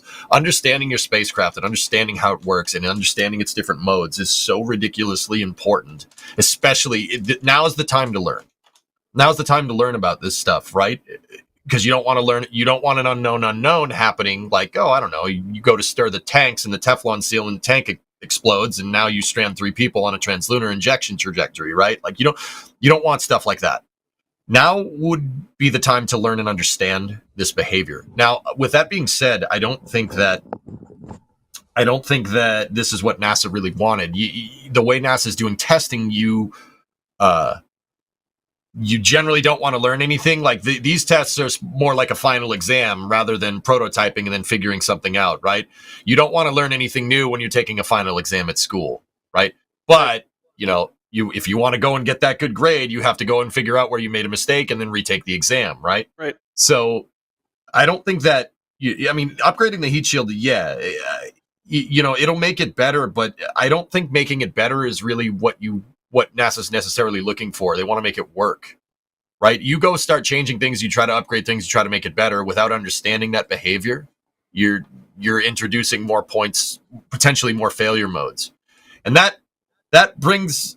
So I kind of agree, but that's a good point to make, dude. I think absolutely, but I kind of disagree there. But I'm kind of half and half. That now with the diplomatic thing out of the way, and yes. Ryan, this is not a knock at Ryan. Like, this is not a knock at you. Orion needs to be tested more. It just needs to be tested more. There should have been some type of low Earth orbit campaign with commercial contractors or something, getting more testing and more understanding how this thing works. Now, if that means in the future launching Artemis II uncrewed, so be it. So be it. That would really suck. But, the more testing, the better. If you're going to, I said this test is like taking a final exam, right? If it's like taking a final exam and you fail the final exam, well, guess what? You're going to summer school, man. We need more pre-tests. Yeah, more pre-tests, more practice tests. No back channel. I will not knock Ryan. Ryan's cool. That's no back channel. That's just bad Dan. Back channel. Don't listen to Dan. Nobody listens to Dan. Nobody likes Dan. We made some refreshments, Dan. But yeah, so this brings up a question from Eric Frazier in chat. What up, Eric? One of those names we see all the time. They say, so throw the next Orion on a Falcon and put it in Leo. We can't waste an entire SLS on this. Here's the thing, we're talking. Though. I like that idea. Could Falcon 9 lift Orion? And 2, it's not going to be coming back on a lunar trajectory. If it's going to low Earth orbit, can you still simulate the sort of heating regime that you would? Alex is shaking his head. Sawyer is shaking his head. So, yeah, I understand the sentiment. because nobody wants to see Artemis II launch and another SLS thrown away without launching crew on it because of the huge expense and time that it takes for each SLS booster. But are there any plausible alternatives to roasting an entire SLS on another uncrewed test flight, or is it just sort of like that's all we got? It's ironic because I actually think it will be possible to do it on an SLS, but we're already maybe too late. Because here's the thing: the problem with SLS is actually no longer the production of SLS, at least for now. Because Orion is too late for Artemis 2, and then for Artemis 3, maybe HLS is going to struggle a little bit, just like my camera is struggling right now. I don't even know why. But yeah, the thing is, the problem is actually with the ICPS, with the upper stage on hang on, maybe there's some thing here that I can even show about that. But essentially, the thing with SLS is that there we go. You have here the ICPS. Boy, I'm not going to do it. Anyways, Dude, you gotta you get have the better at weather ICPS, you manning. have the core stage, whatever. It's a very complicated system, but the core stage, they can pump that maybe one every couple of years. There's 2 years left. Like they already have a core stage ready. They have an ICPS ready. They could launch Artemis 2 any day now if they had an Orion. Well, any day now. If they had an Orion ready to go, they could probably launch it this year. And then in 2 years, you launch the actual crew in 2026, I guess. At the rate that Artemis 2 is going, it may very well delay to 2026. So you could, in theory, do that. The problem is that ICPS that I was talking about, they only have 2 extra more until they need the exploration upper stage, because they're the production line of ICPS, it's the same one as the Delta IV Heavy and Delta IV, so it's already shut down. There's no more chances, there's no more of that. So if they have a flight that is not to low Earth orbit, that is beyond low Earth orbit, that is all the way to the moon and back to test that heat shield, then you cannot carry Orion on SLS with an ICPS unless you want to wait around to do whatever is like the 4th mission on exploration upper stage, potentially in 2028.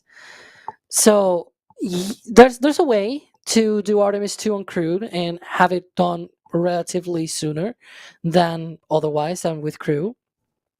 But yeah, there's trouble there. Yeah. And I know Max was just posing in the back channel. I've seen a couple people say, well, why don't you just take it, throw it on top of a Falcon Heavy, and then do sort of an EFT2 in a way. For those who don't remember 2014, EFT1, they basically launched the Orion on a very high arcing trajectory to try and simulate closer to a lunar reentry. But you're not getting the same data. I mean, you're talking about a spacecraft that launched on SLS, went all the way out to the moon, spent about a month, came back, and then had to deal with the full force of lunar, re-entry from a lunar trajectory, which is a lot faster than even a high Earth orbit. So I don't think that's necessarily practical. And going back to Ryan's comment, again, no dunking on Ryan here. No, let's all dunk on Ryan. Why? He has don't beautiful, wanna. luxurious hair. Wait, that's not a dunk. Come back to me. Go ahead, Sawyer. You talk about the fact that doing Shaun the that Sheep right. survived, yes, as did the Moonikins and all of that. But here's the thing: it's anomalous, and it's like, well, yeah, they did survive. We just talked about it recently on Shuttle Sunday. They saw a burn through on one of the O-rings on launch, and it sealed itself. So they're like, okay, that's no big deal. And it happened a couple times over and over, so they figured it's normal and fine. Then came Challenger. Same with the foam that was falling off. The mission before, they saw it fall off and damage one of the solid rocket boosters. It literally dented it. And then when they saw it hit the shuttle, managers ended up going, no, we've seen it before, it's fine. If you get into that same mindset of, well, we've seen this before and it survived, then you run that risk, I don't want to say of just complacency, but like you were talking about, the acceptance of deviation being normal. Sawyer, that's right. It's all about the rate. It's not that it deviated. It's how far did it deviate from what you want it to do. That's the really important part to understand. Because anybody can say, "Oh, this didn't go right." How far did it go right, or how far did it go wrong? Like, how far did it go right too? I mean, you want to learn that as well, right? Like, just saying. Yeah, it's just it's disheartening. I am disheartened. I know, like, yeah, we try to keep things cheery, but I mean, here's a question from Joe that sort of encapsulates it. They say, why is the heat shield an issue 50 years after Apollo? How is it better? Or were Apollo astronauts just at a greater risk back then? I mean, it's a capsule. It's nothing new. Why is this, like, are we unable to manufacture an ablative heat shield because we can't use all kinds of crazy toxic chemicals that we could in the 60s? Or are we just failures? Like, what? Also, shout out to encapsulate. Hey, we're talking about. I didn't even realize I was doing that. That was good. I can say that Orion Apollo was a lot more risky in how they were doing mostly anything. Like the safety and the margins were razor thin, right? It's like it's really really tight, and they were very very lucky that things went so well. I guess that's probably why everything, they went into shuttle, and they went with the same mindset that, hey, we went to the moon and everything, so this is okay. And then Challenger happened, and everything. But I will say one thing, and is that maybe it's not that bad of an idea to fly Artemis II with crew for two things. The first of which is that they're not going to orbit the moon. So hear me out. When they do Artemis II, the profile is they launch into a high Earth orbit, then they separate from the ICPS, they turn around, they do proximity operations and whatnot with the ICPS just for testing ahead of, docking with the HLS and things like that. And then they stay on that orbit. It's an high Earth orbit around Earth. It's not going to the moon.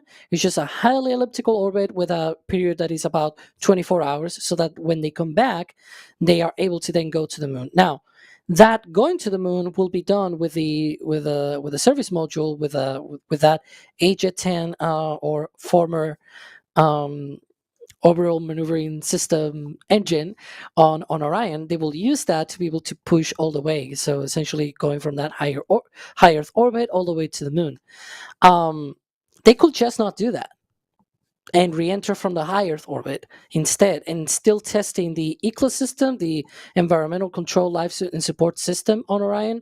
They could test the maneuverability of the capsule, essentially testing also the docking systems, the rendezvous, and everything. They can do a whole lot of things with crew on board that doesn't pose a risk with a high speed re-entry, that high ablation kind of thing, and still fly it with crew. And I guess it will be some sort of like a weird mix of Apollo 7 and Apollo 9, where it's Apollo 7 where they put for the first time people on board of Apollo, but they also didn't go to the moon, right? And Apollo 9 was sort of like around the Earth as well. I don't know. It's kind of that mix of things, and they also tested on Apollo 9 all of the docking system. Yeah, it will not be actual the docking, but you can test things like the radar guidance and whatnot. So they could still a huge amount of things on Artemis II with crew without posing any risk with the re-entry part. So I don't know. There might be like an Artemis 1.5. Yeah, kind of thing. Yeah. I disagree still. Ding ding. But to me, it's just again, what are you getting out of it at that point? Yes, you're testing the ECLS system, but technically they tested the ECLS system on Artemis I. Even if it wasn't real humans on board, it was still, they had everything needed, everything running, they could test the environment, things like that. If you don't have HLS yet, what are you going to dock to at that point? So you're testing maneuvering, which we've already seen that it can maneuver. You're testing a slightly higher re-entry, that's basically what we saw with EFT-1. And like I was saying earlier, you're not getting that full force that you absolutely need. So you get Apollo 7 with the capsule test. Apollo 9, you can't really test docking with the lunar lander. So for me, it's a 1.5 makes no sense to do. At that point, might as well just test everything out to the moon rather than in low Earth orbit. I know it's more risky, But to be fair, the only point of testing it to the moon is just for the reentry from the moon with crew on board. Like, I don't really think they don't go around the moon, as in they don't go into orbit. They just do the free return trajectory around the moon, and so they don't really do anything that is special. In terms of the maneuverability, like for example, the long endurance of Orion around the moon, they already tested out on Artemis I, how the propulsion systems and the communications work and things like that.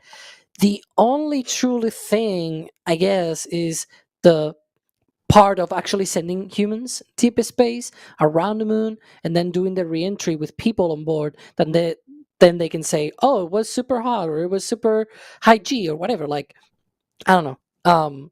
It feels to me that a lot of the things of, oh, it needs to go around the moon. It's like, okay, it already did that on Artemis 1. I don't know. EJ, thoughts?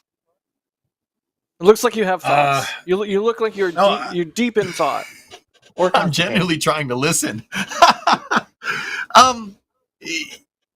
Just okay. That was a long response. There's nothing wrong with that. Just we're still talking about, like, you know, why haven't we done this in 50 years, right? Like, that's where we're at, right? Yeah. I was just trying to keep up. Yeah. I mean, my thought is just genuinely, hey, Orion's a different spacecraft. It does use Avcoat, which is very similar to it's a honeycomb injected epoxy, very similar to the Apollo CSM. However, it's a different spacecraft, and Orion's designed to do stuff that the Apollo CSM frankly isn't. You know, I said it. It's a more complicated vehicle. It's for one, it's just higher mass. Two, and it's not that we haven't forgotten how to do this stuff. I mean, certainly we're going to have to shake off the cobweb somehow, right? Right. But I think you can't look at the Apollo CSM and be like, oh, you know, it's good. That one worked. This one should work too. It's the same heat shield. That's a really good way to get somebody hurt. It's a really, really quick and easy way to, in just 2 easy steps, you will break your legs on this spacecraft. You know, like that's probably not what you want to do. This stuff needs to be metered.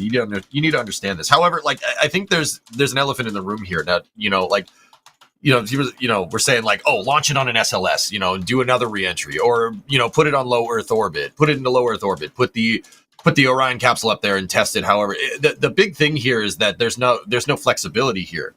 There's no flexibility with mission timelines because of how the SLS program was procured. Right. And I think that's the overarching problem here. The overarching problem here is that SLS it's not derived from Ares 5. It's a shuttle-derived launch vehicle, right? But it has no Ares 1. And I know people like either hate Ares 1 or like Ares 1. The point is there's nothing to get that capsule up into space and test it in low Earth orbit if something like this comes around. Right. You're not going to be able to test reentry down here. You can't do that. There's no testing regime. There's no testing, no test stand out here. Not even there's arc jets, but that's used for small scale thermal protection testing. You're at the end of the day, you got to have something up there to send it up there and fly the dang thing. Yeah. Now, like I said, I think at this point, more data is better than no data. I mean, if you want to put an SLS in the critical path of testing Orion's heat shield again by sending it out to the moon and just basically doing Artemis 1.5, yeah, so be it. Kiss going to the moon goodbye for another at least 5 years with people, right? If you're going to do something like that, because SLS procurement has been awful. Right. It's terrible. It's like one core every year, maybe one core every 2 years at this point. They want one core every year by the end of this decade. One core every 18 months or so right now. But yeah, by the end of the decade, one a year, which is just like old space, classic old space, like abysmally slow. It's like, why aren't people interested in space? It's like, this is why. Dude, the Apollo program didn't work like this. This decade is out, as opposed to we choose to make one core per year before this decade is out.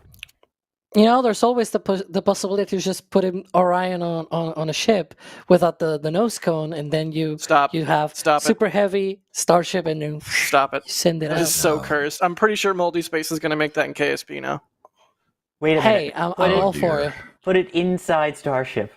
Yeah, what could go wrong?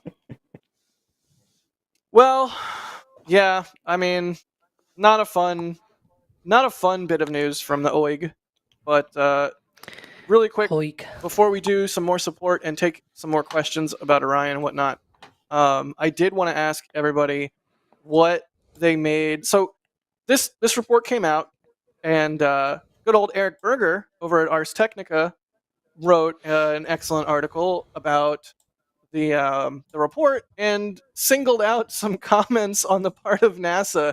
If I may read the quote here. NASA is dedicated to continuous enhancement of our processes and procedures to ensure safety and address potential risks and deficiencies. However, the redundancy in OIG's recommendations does not help to ensure whether NASA's programs are organized, managed, and implemented economically, effectively, and efficiently. That's like some business speak, like per my last email, everything's fine. Stop asking about Orion. It's just like it comes across as not necessarily the attitude that you would want. EJ, am I hurting you physically? I apologize. Yes and no. Yeah, it's kind of funny to see. I've never seen NASA get that feisty about something like that. Yeah. Like there has been times where NASA hasn't agreed with the OIG. That's happened before. But I mean, it's interesting that this report came out because I mean, even Let me see if I can find it. Yeah, even after when they announced the delays and say we're launching when we're safe, they said that the heat shield was not that's not your bottleneck in your deviance. It's the acceptance testing on the environmental control systems. So that's like I don't mean to be that guy, right? But Kathy Corner could be right. She could be correct. On the one hand, I understand when you're like head down working hard and you have someone looking over your shoulder and you're like, we're working on it. Like, you haven't told us anything we don't already know. Like, I understand that sentiment. I lost it. At the same time, this NSF Live is now just Alex narrating, looking at documents. Yeah, I lost it. Sorry. I actually was trying to get it ready. See, I lost it long ago, but different it. Right. So yeah, I understand the sentiment. I also, I mean, this kind of statement, as Eric points out in this article, is typically vetted by many people before it goes out. So clearly, this isn't like an isolated individual's thoughts. This is sort of NASA official, not super happy about the oversight. So Guys, I don't know. I wanted to bring that up and just see what everybody's take was on it, because it was a little bit cringe to me. I mean, dude, they've disagreed before. NASA's disagreed with the OIG before. They've disagreed with GAO before. They disagree with OIG. It's at the end of every single OIG. NASA response to OIGs and NASA response to government accountability. And in the past, they've been right. Just saying, like, I can't think of a specific example, but they have disagreed completely with the OIG, and guess what? They've been correct. The OIG isn't there to be like person looking over your shoulder. Think of it like, okay, I'll say baseball, right? It's like a batting coach. They're there to help you to make sure that you got everything right. It's like if you're a baseball player, it's a hitting coach. That's basically, they want you to hit a home run. And I think that article's kind of making something about nothing. You know what I mean? They've disagreed before. Yeah. We've never really heard them be a little like that particular before, but they have been feisty like this in the past. Not as much as this per se, but NASA disagreeing with OIG and basically being like, "No, OIG, go away. Nobody wants you around." That's happened before, many times. Yeah. Yep. So, as the kids would say, NASA is going, what, the Sigma to the OIG? No. Don't. Well, in 2024. But I mean, yeah, it's basically, it's the Inspector General is meant to be separate from NASA, which is both a good thing in that they can hold them accountable, but also a bad thing in that they're not always in the throw of things. They're not fully involved with the NASA part of the program, so they're not neck deep in the work that they've been doing on this heat shield. And there may have been other conversations behind the scenes that are saying, you know what, here's the risk level, and here's where the acceptable risk is, and we're within that safe level, whereas OIG is going, but is that really safe? What's your safe level? And they don't get to see it. Yeah. I was gonna make anyways, no. Yes, We'll do leave. it. We'll Do it. leave. No, Do no, it. that joke is Do gonna it. stay. No, the joke is gonna stay on the counter. No, do it. let's do some support from folks, and then let's do some viewer questions. Spirit Wolf, thanks for gifting a Red Team membership. Bideford again with a $25 super chat. Thank you so much, Bideford. Once again, they say, "Okay, love our sweet Sawyer the Punmeister. I will hurt anyone if they say anything negative about what your opinion is. Go for it." All right, Bideford looking out for Sawyer. Wilbo Thank you. Tiberius Baggins with a 50-pound super chat again. They say some was left, guys. EJ was great fun. Thank you, Wilbo. We appreciate it so much. John Depker again. Thank you for the super chat. They say, what's the difference between Orion's thermal protection shield and Crew Dragon's? Crew Dragon's uses phenolic impregnated carbon ablator, right? You Pica? got it. And Pica.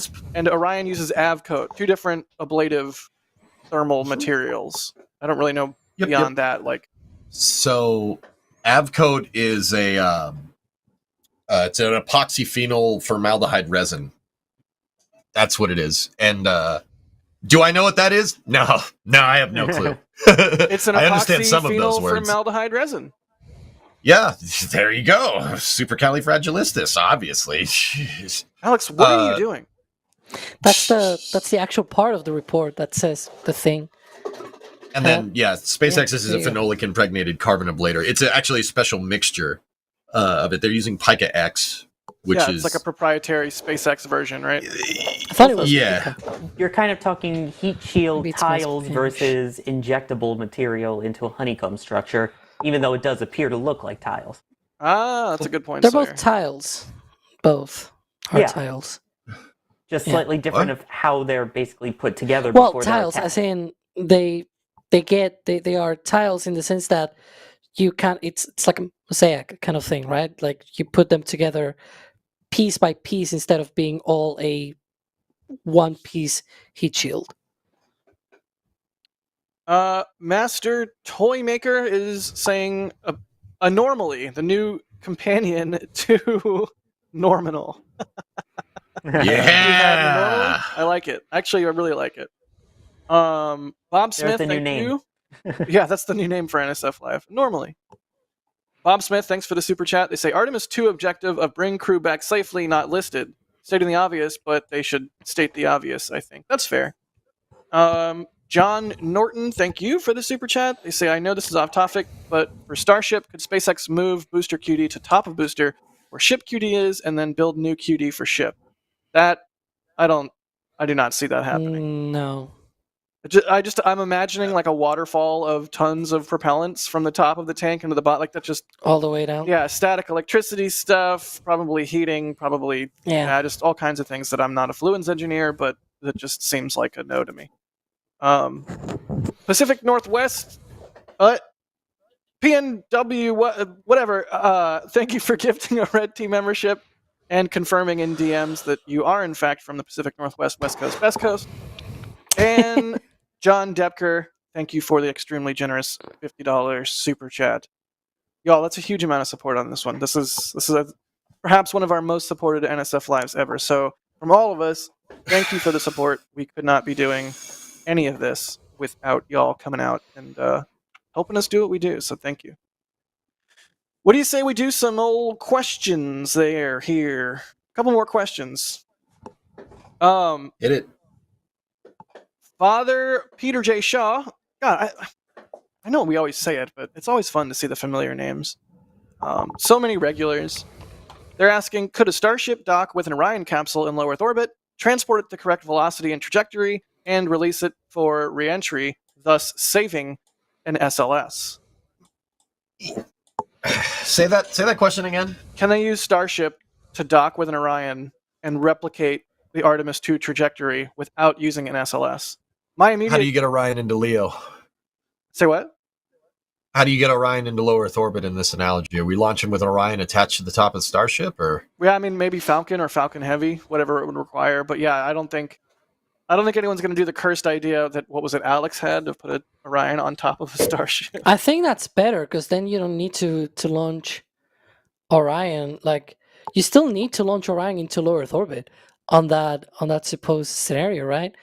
Why not strip down a super heavy booster and a ship, just have the tanks and the engines and the basic guidance systems, throw out an Orion out to the moon? And because if you remove all of the recovery hardware, you make everything just thinner and everything, right? And so you get more delta V, you get more impulse, you can throw it out How much does to the moon. How much does Orion weigh? Like how many tons? It's about 26 tons, 27 tons. Yeah. Okay, so It's heavy. current Starship could lift it. What about launch No, vehicles no. that are actually getting into orbit at the moment? No offense to Starship. Yeah, no, that's Rip. valid. Hey, hold on. It actually went into orbit. Sure, the orbit, whatever. But that With was a- on purpose. With It a actually positive went all the perigee way that up. will not have it re-entering immediately after.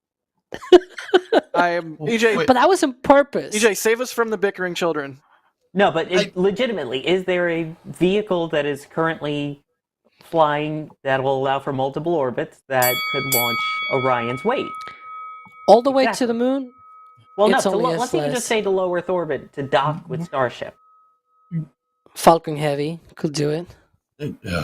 And you might even be able to reuse the side boosters in that case. Guys, Falcon 9 could do it. And I know what people are going to say. Oh, it's too heavy. It's too heavy. So first of all, Orion in full lunar configuration with full fuel is 33,000 kilos. Okay. That's 68,000 pounds and change or something like that. But, you know, Apollo used the Apollo CSM to go to low Earth orbit too. You know what they did to make it lighter? They took some of the fuel out. Because why do you need that, right? Yeah, that makes So sense. you take some of the fuel out, you get it down to 25 metric tons. Now you can launch it on a Falcon 9. You could even do a drone ship landing with a Falcon 9, provided the upper stage can take the loads from that high mass of a payload. Now, Falcon 9 probably doesn't have the delta V to do a complete LEO insertion with an Orion capsule that's half fueled or even partially, you know, like an eighth, let's say like a, you know, you got a third of a tank. You got a third of tank of gas, right? But you can use the surface propulsion system for insertion here. You can use the OMS engine that's on the back of that Orion as God intended for low Earth orbit orbital insertion. Just saying. No, it's completely doable. Yeah, I think that's doable. The one thing that you'd have to figure out is loads. I'm not sure Falcon 9 would be able to take that type of load. The flight dynamics of that high mass of a payload up there. Obviously, you're getting into aerodynamic configurations now because Orion needs a special fairing on top of Falcon. So it's not just, you know, put it in a Falcon 9 fairing and call it a day, right? That's not really. Oh, You're putting yourself back into wind tunnel testing here, and you that's a lot of different types of testing. But I saw someone in chat saying none of these things will be approved, and I'm like, oh, sweet child. We're So just talking here. We know this is not going to be approved. Yeah, I mean, none of Here's this is even likely to happen, but we're sort of just going through the deck of cards and imagining what, Rambling on. yeah, you know, in a better world, in a more competent timeline. Alternative. In a better world, shuttle would That's- still be flying, but that's another story. Also, Constellation would be a thing. But Also X-33, yes, all also SSPOs. Dinosaur, also Maul, also anyways. But anyway, Also See- Skylab also, was it's- rescued I because guess- shuttle flew in time. Yeah, they're a different timeline. also, I guess that would be what is the capsule's about 5 meters in diameter, I believe. So, Yeah. I mean, that would fit. adapter could be made. right? you can make an adapter there.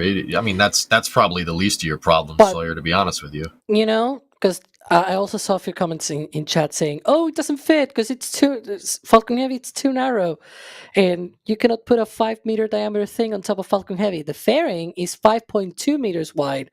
Yeah. Just saying, Ooh. and it already carries a fairing 9 times, 9 Falcon Heavies, 9 times? mean, 9 times." Another, in our theoretical scenario here, another thing is that Orion needs to be vertically integrated. And how are you going to do that with Falcon? You'd need some type of vertical integration building to be able to. Hey, wait, dude! I think you might be sick. ¿Estás enfermo? Yeah, boy. I think you might be sick. I guess. Yeah, geez, yeah, right. Diabetes. So, yeah, I mean, maybe it's possible, but see, the one thing that I don't mean to like draw this all to a close, but the one thing is that like anything is possible here, right? With enough willpower, you can make a tuba fly into space, right? Or a wheel of cheese, or a Tesla Roadster, right?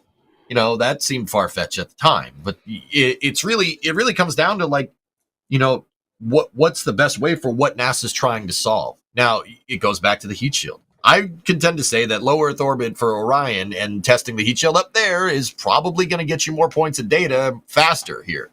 But at the end of the day, it's a procurement problem, right? We're in a scenario here where the reason why we're even discussing this is because we're in a scenario here trying to make up for the fact that we don't have enough SLSs to sufficiently test Orion's heat shield in a timely manner. That's the real thing that you got to look at here. Procurement is frankly terrible. Yeah. Like, I don't know. I mean, like, I don't mean to be that guy, right? No, like, be that guy. Like, sorry. And pardon me, like, I don't know more than NASA, but honestly, you got yourself into a little bit of a pickle here where you got to waste an entire Super Heavy launch vehicle to test that heat shield again. Yep. Like, that sounds like not the best integrated space program was planned this time around. You know what I mean? Right. However they do it, we need a lot of cameras so that we can stream it. I agree. Couple more Sad. questions. Elhudio Games is asking, ignoring getting it there, could a Dragon survive a re-entry from the moon? We're going to do It's Grey Dragon at one possible. point, weren't they? Yeah. It's possible. I mean, we'd have to go look and find some of those trade studies for Pica X at lunar or trans-Earth injection velocities. I mean, the difference here between coming back, hitting the atmospheric interface from low Earth orbit is like, so you're hitting EI from low Earth orbit at like 9 kilometers a second, give or take. It's probably a little bit more. Coming back from the moon, you're pushing 12. 11.8, 11.9, 12 kilometers a second at entry interface. That's not a small difference in velocity by any means. You're Right. falling from a lot further away. Right. Also, Go ahead, take sir. a look at what the CRS-30 capsule looked like, which I believe you were able to see on Space Coast Live 24/7 as Fleetcam captured it Oh, returning dang. earlier. But There we go. I mean, just look at those, how toasty they actually get. It's amazing that they're able to clean them, refurbish them, and fly them again. And then again, that's just from, 250 miles up? So, hey, speaking of, there is a look at Space Coast Live. All right. Yeah, no Dragon's there though right now. Not at the moment, It no. went to the naughty side of things. Yeah, the location that Dragon is right now, it's not visible, unfortunately. I'm just going to ignore what you just said, and we're going to move on to another question. Falcon's Maze. Excellent movie. I'm going to have to watch War Games tonight. Thank you. They say, any chance the chunks came off of Orion's heat shield from impact with the water? I mean, I think if that was the case, we would be reading that differently in the report. I mean, what do they call it? Unexpected char loss. They didn't say, unexpected water impact damage. Fair question. Neither of them are great acronyms, but yeah. And I it will would have look different as well. Like if it was with the impact, you will probably have like a very clear mark of where the impact happened and things like that. If it's more random locations and things like that, then that's more of a char liberation kind of thing. Hey, Kevin, can you bring up that shot of the bolt, the attachment bolts? Yeah, if we could get that shot up in here, it's probably good to explain something. So you have that bolt down there. So they were talking about the bolts and they were talking about char through on the bolts, right? But if Right. you look at that bolt right there, it's rusty. I'm pretty sure reentry doesn't rust things, right? So think about that for a second. Reentry don't rust things. So that tells me that if they're taking the picture of a bolt and saying the bolt is getting charred during reentry, and they see that it's rusty, I'm pretty sure you don't rust. Stuff doesn't rust from reentering. It rusts from being oxidized in salt water. So that means that the behavior of whatever happened to the heat shield when it dunked into the water was understood, right? Or else they would have made it a thing to say, like, you see, it's rusty. It's very rusty because it got dunked in salt water, right? Yeah, I'm curious if how much of that deformation that we see there is rust, because it's not like it was in the water for weeks, right? But clearly there has been some corrosion there aside from whatever melting or heating. Well, you're looking at the physical shape here, right? Because you're not going to get rot from it sitting in salt water for, I don't know, a couple hours. Right. You're not going to it's not going to physically deform the shape, right? The deformations in that are definitely from the charring from reentry. The rust texture is from the salt water. I can say that pretty dang definitively. Yeah. Well, I like old cars. I know what rust looks like. You would think that once they get the capsule on board the ship, that they would just hose it down with some fresh water.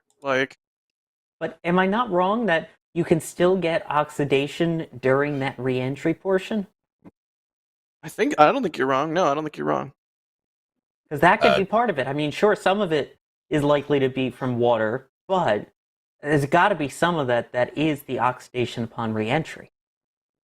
Yeah, it's possible. But do you think that 8 minutes of oxidization, especially doing majority of braking in the upper parts of the atmosphere where there's low oxidizer, but it's like superheated cause rust like plasma oxygen, so right.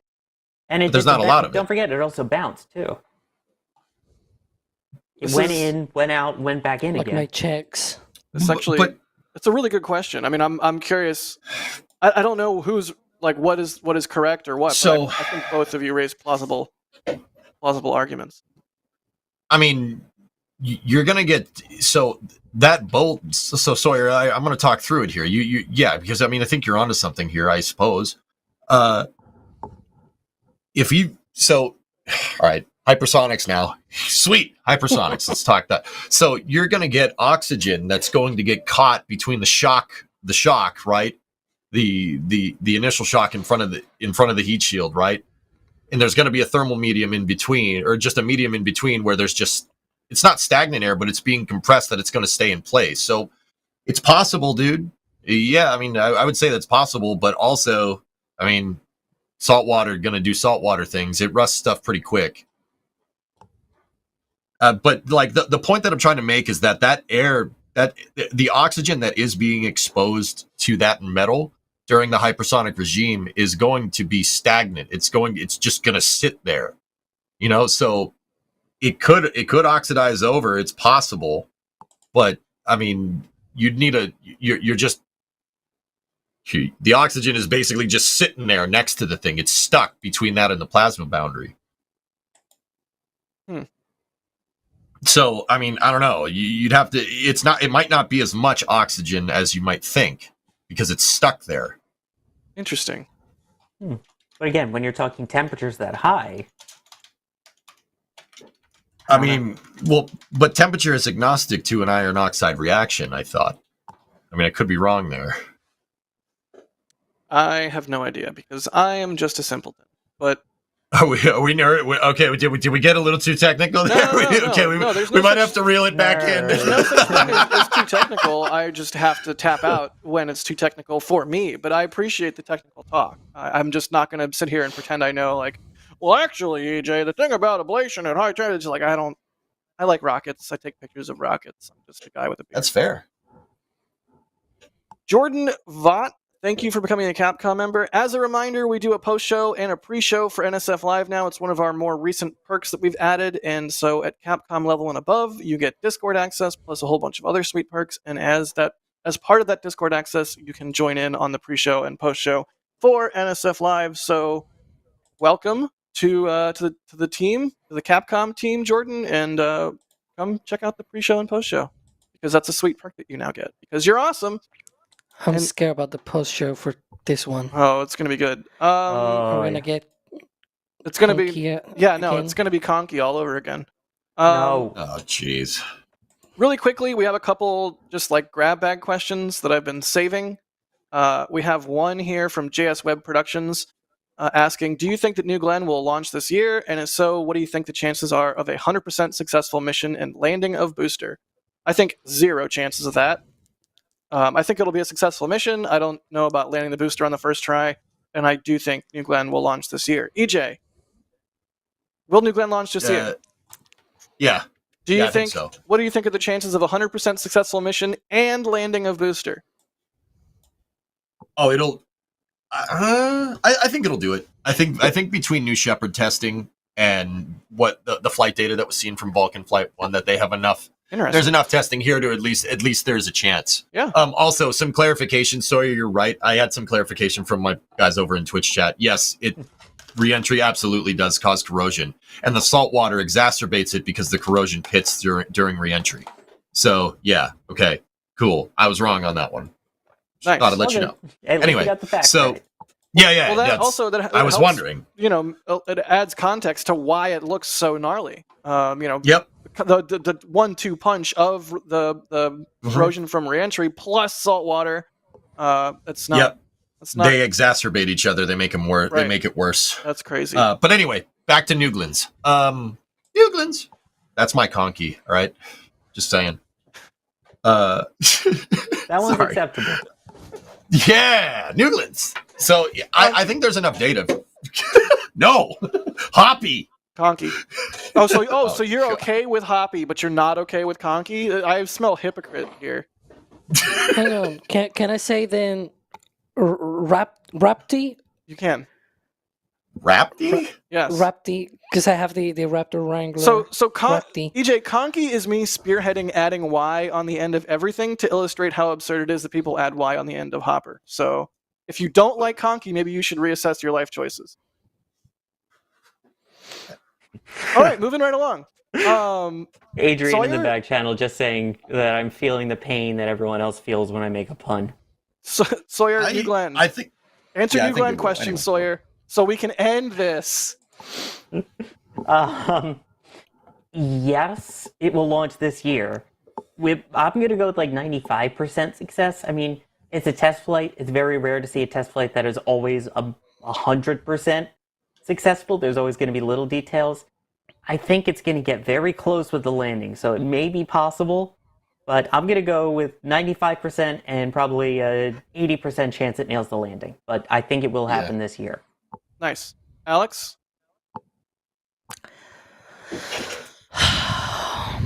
Come on, man. You can do this. I believe in you. Oh, the glasses are going on. If it takes longer than a minute and a half, I'm going to cut you off. Calculate. So, Oh, you did the let's see. meme. You did the meme. If I do one and the other, so I'm gonna say there's a 50% chance it launches this year because it either launches or it doesn't. So obviously that's a 50% I'm chance. so mad at you. And then I'm already so mad at you. and then the chances that it actually is successful and then lands the booster, that I say it's a 16% chance because you have 3 probabilities, 2 different outcomes. So obviously you have 1 in 6. So that's essentially 1 over 6, 16%. So yeah. What about that? Is that mathematical enough? Yeah, no, that's great. You did I great. don't know, man. I don't have hunches or like whatever. If they launch, they launch. We're just gonna cover it, and I'm gonna be commentating, and All we're right. gonna be here live. right, Whatever. All right, Alex. You've successfully I hate these questions. you've successfully made me regret asking you. Good job. It will launch. It will launch. It will be 100% successful. It will work. I'm very There happy you it go. will launch, and I will make happy noises. That's it. Bye. Bye, Adrian. Thank you for that. Okay, a couple more questions, and then we're gonna wrap. Yo. Adrian, different. Oh my God, Adrian, different Adrian, not the one you just heard, is saying, "Can you explain to non-Americans who Miss Frizzle is?" Anyone want to take that? Cartoon character. It is Dear. a children's show, sort of, that was a way to help teach about science, so space, the human body, things Magic like that. school bus. Get on the magic school bus. No, come on, it's like a It's a thing. It's a cultural Beep, beep. touchstone. Yeah. In that, basically, it's a crazy teacher who has a lizard pet that goes with him, and she ends up taking her students on field trips, except the school bus is magic, so it can transform into basically anything. So I think it that can be was just transformed into a spaceship, which it's done before. It can be transformed small enough that you go inside the human body to see how it works. Hear me out. It sounds like a fever trip when I'm trying to explain it, but it was phenomenal. Hear me out. I think that the Magic School Bus was just Miss Frizzle's cover. I think Miss Frizzle was a witch. Just putting that out there. It's my theory. Moving right along. Last question from El Hudio Games. They're saying, will you talk about the KSP situation? EJ. Oh, that's mean.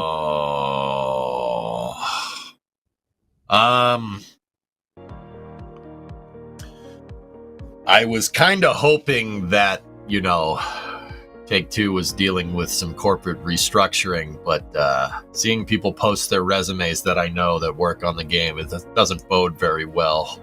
That's all I'm saying. Yeah, sorry.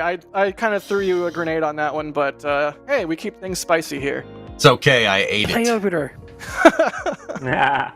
All right, well, as always, thank you so much to everybody for watching. EJ, Sawyer, and Alex, thank you so much for being on, and I would be remiss if I did not thank our launch directors and our flight engineer members. These are the two Look at all these people. highest levels of membership support. They get all the perks. They get the pre-show, the post-show, the members-only stuff, the photos, and they get their name at the end of each NSF Live episode. And yeah, just once again, cannot reiterate enough that we can't do what we do without the bedrock that is the membership program. So thank you so much to everyone that is a member. Thank you especially to our launch directors and flight engineers. And you know what? If you can't support us monetarily, don't sweat it. It doesn't have to be a monetary thing. We just like that people are hyped about space and showing up and chit-chatting with us as we pretend to be caught by the chopsticks. I wanted to see that GIF. Yes, it is there. That one's just me talking, I guess. Oh no, it's me. I had to plug my laptop in. That's right. But yeah, thank you so much, everybody. We have a ball doing this show, and we're glad you all like it. Keep the. You also need to run right now, right? Oh crap! Check. Finger crap. guns. Yeah. Nice. Yeah. Oh crap. Yeah, there's a Gotta get to road the closure. gifts first. There's a road. I gotta. Yeah, and then the finger guns. That was a good one. Alex doing was that a heart? That's the chopsticks. Me giving up on humanity. Why are we rotating around? It's fun. It's just more Because fun. Kevin. It's dynamic. What? It's either this or cube zooms, man. We are rotating. Ooh. Am I having Wow, a we are stroke? moving fast. Bamesnon's having a sprunk called the Bondulins. Taken way out of context, that image. Why is Jack so red? Why am I so red? Yeah. Why am I so red? It's red.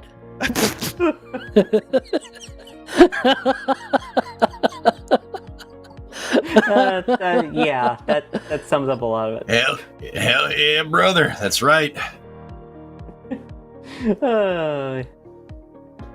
Oh, that was you waving Right. at Bideford. Thanks, Bideford. Yep. Alex pontificating. Show me not to give you too much crap. upward. Kevin, how Oh, many of these jeez. are there? I have to go set up cameras for the rollout. No, keep it going. No, Keep Keep it going. We will Please, sit here and no. rotate keep rolling, forever. keep rolling. Make We'll it sit here and end. rotate forever. Make Keep it rotating end. us. Don't Keep make it rotating end. the gifts. Keep going. The funny thing, Keep he going. remembered because I pointed that out. Don't let your dreams be dreams, Kevin.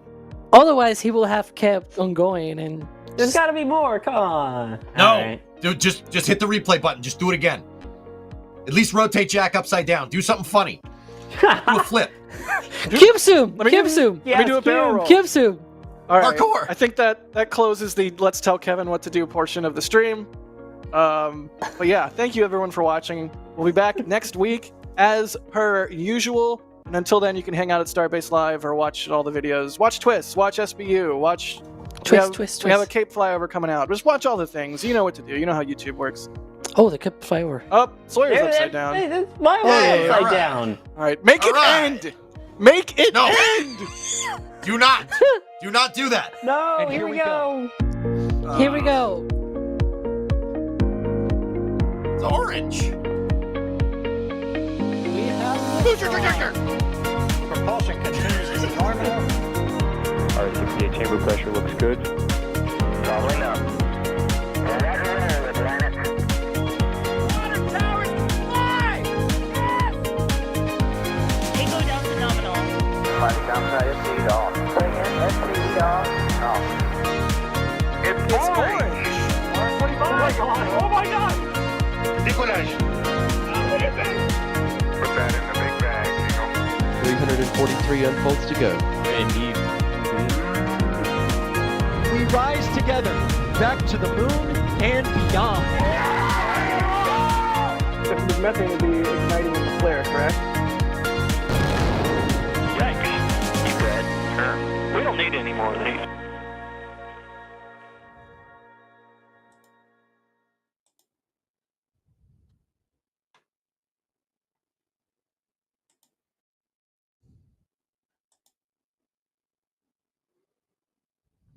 Stand by around 40-second delay.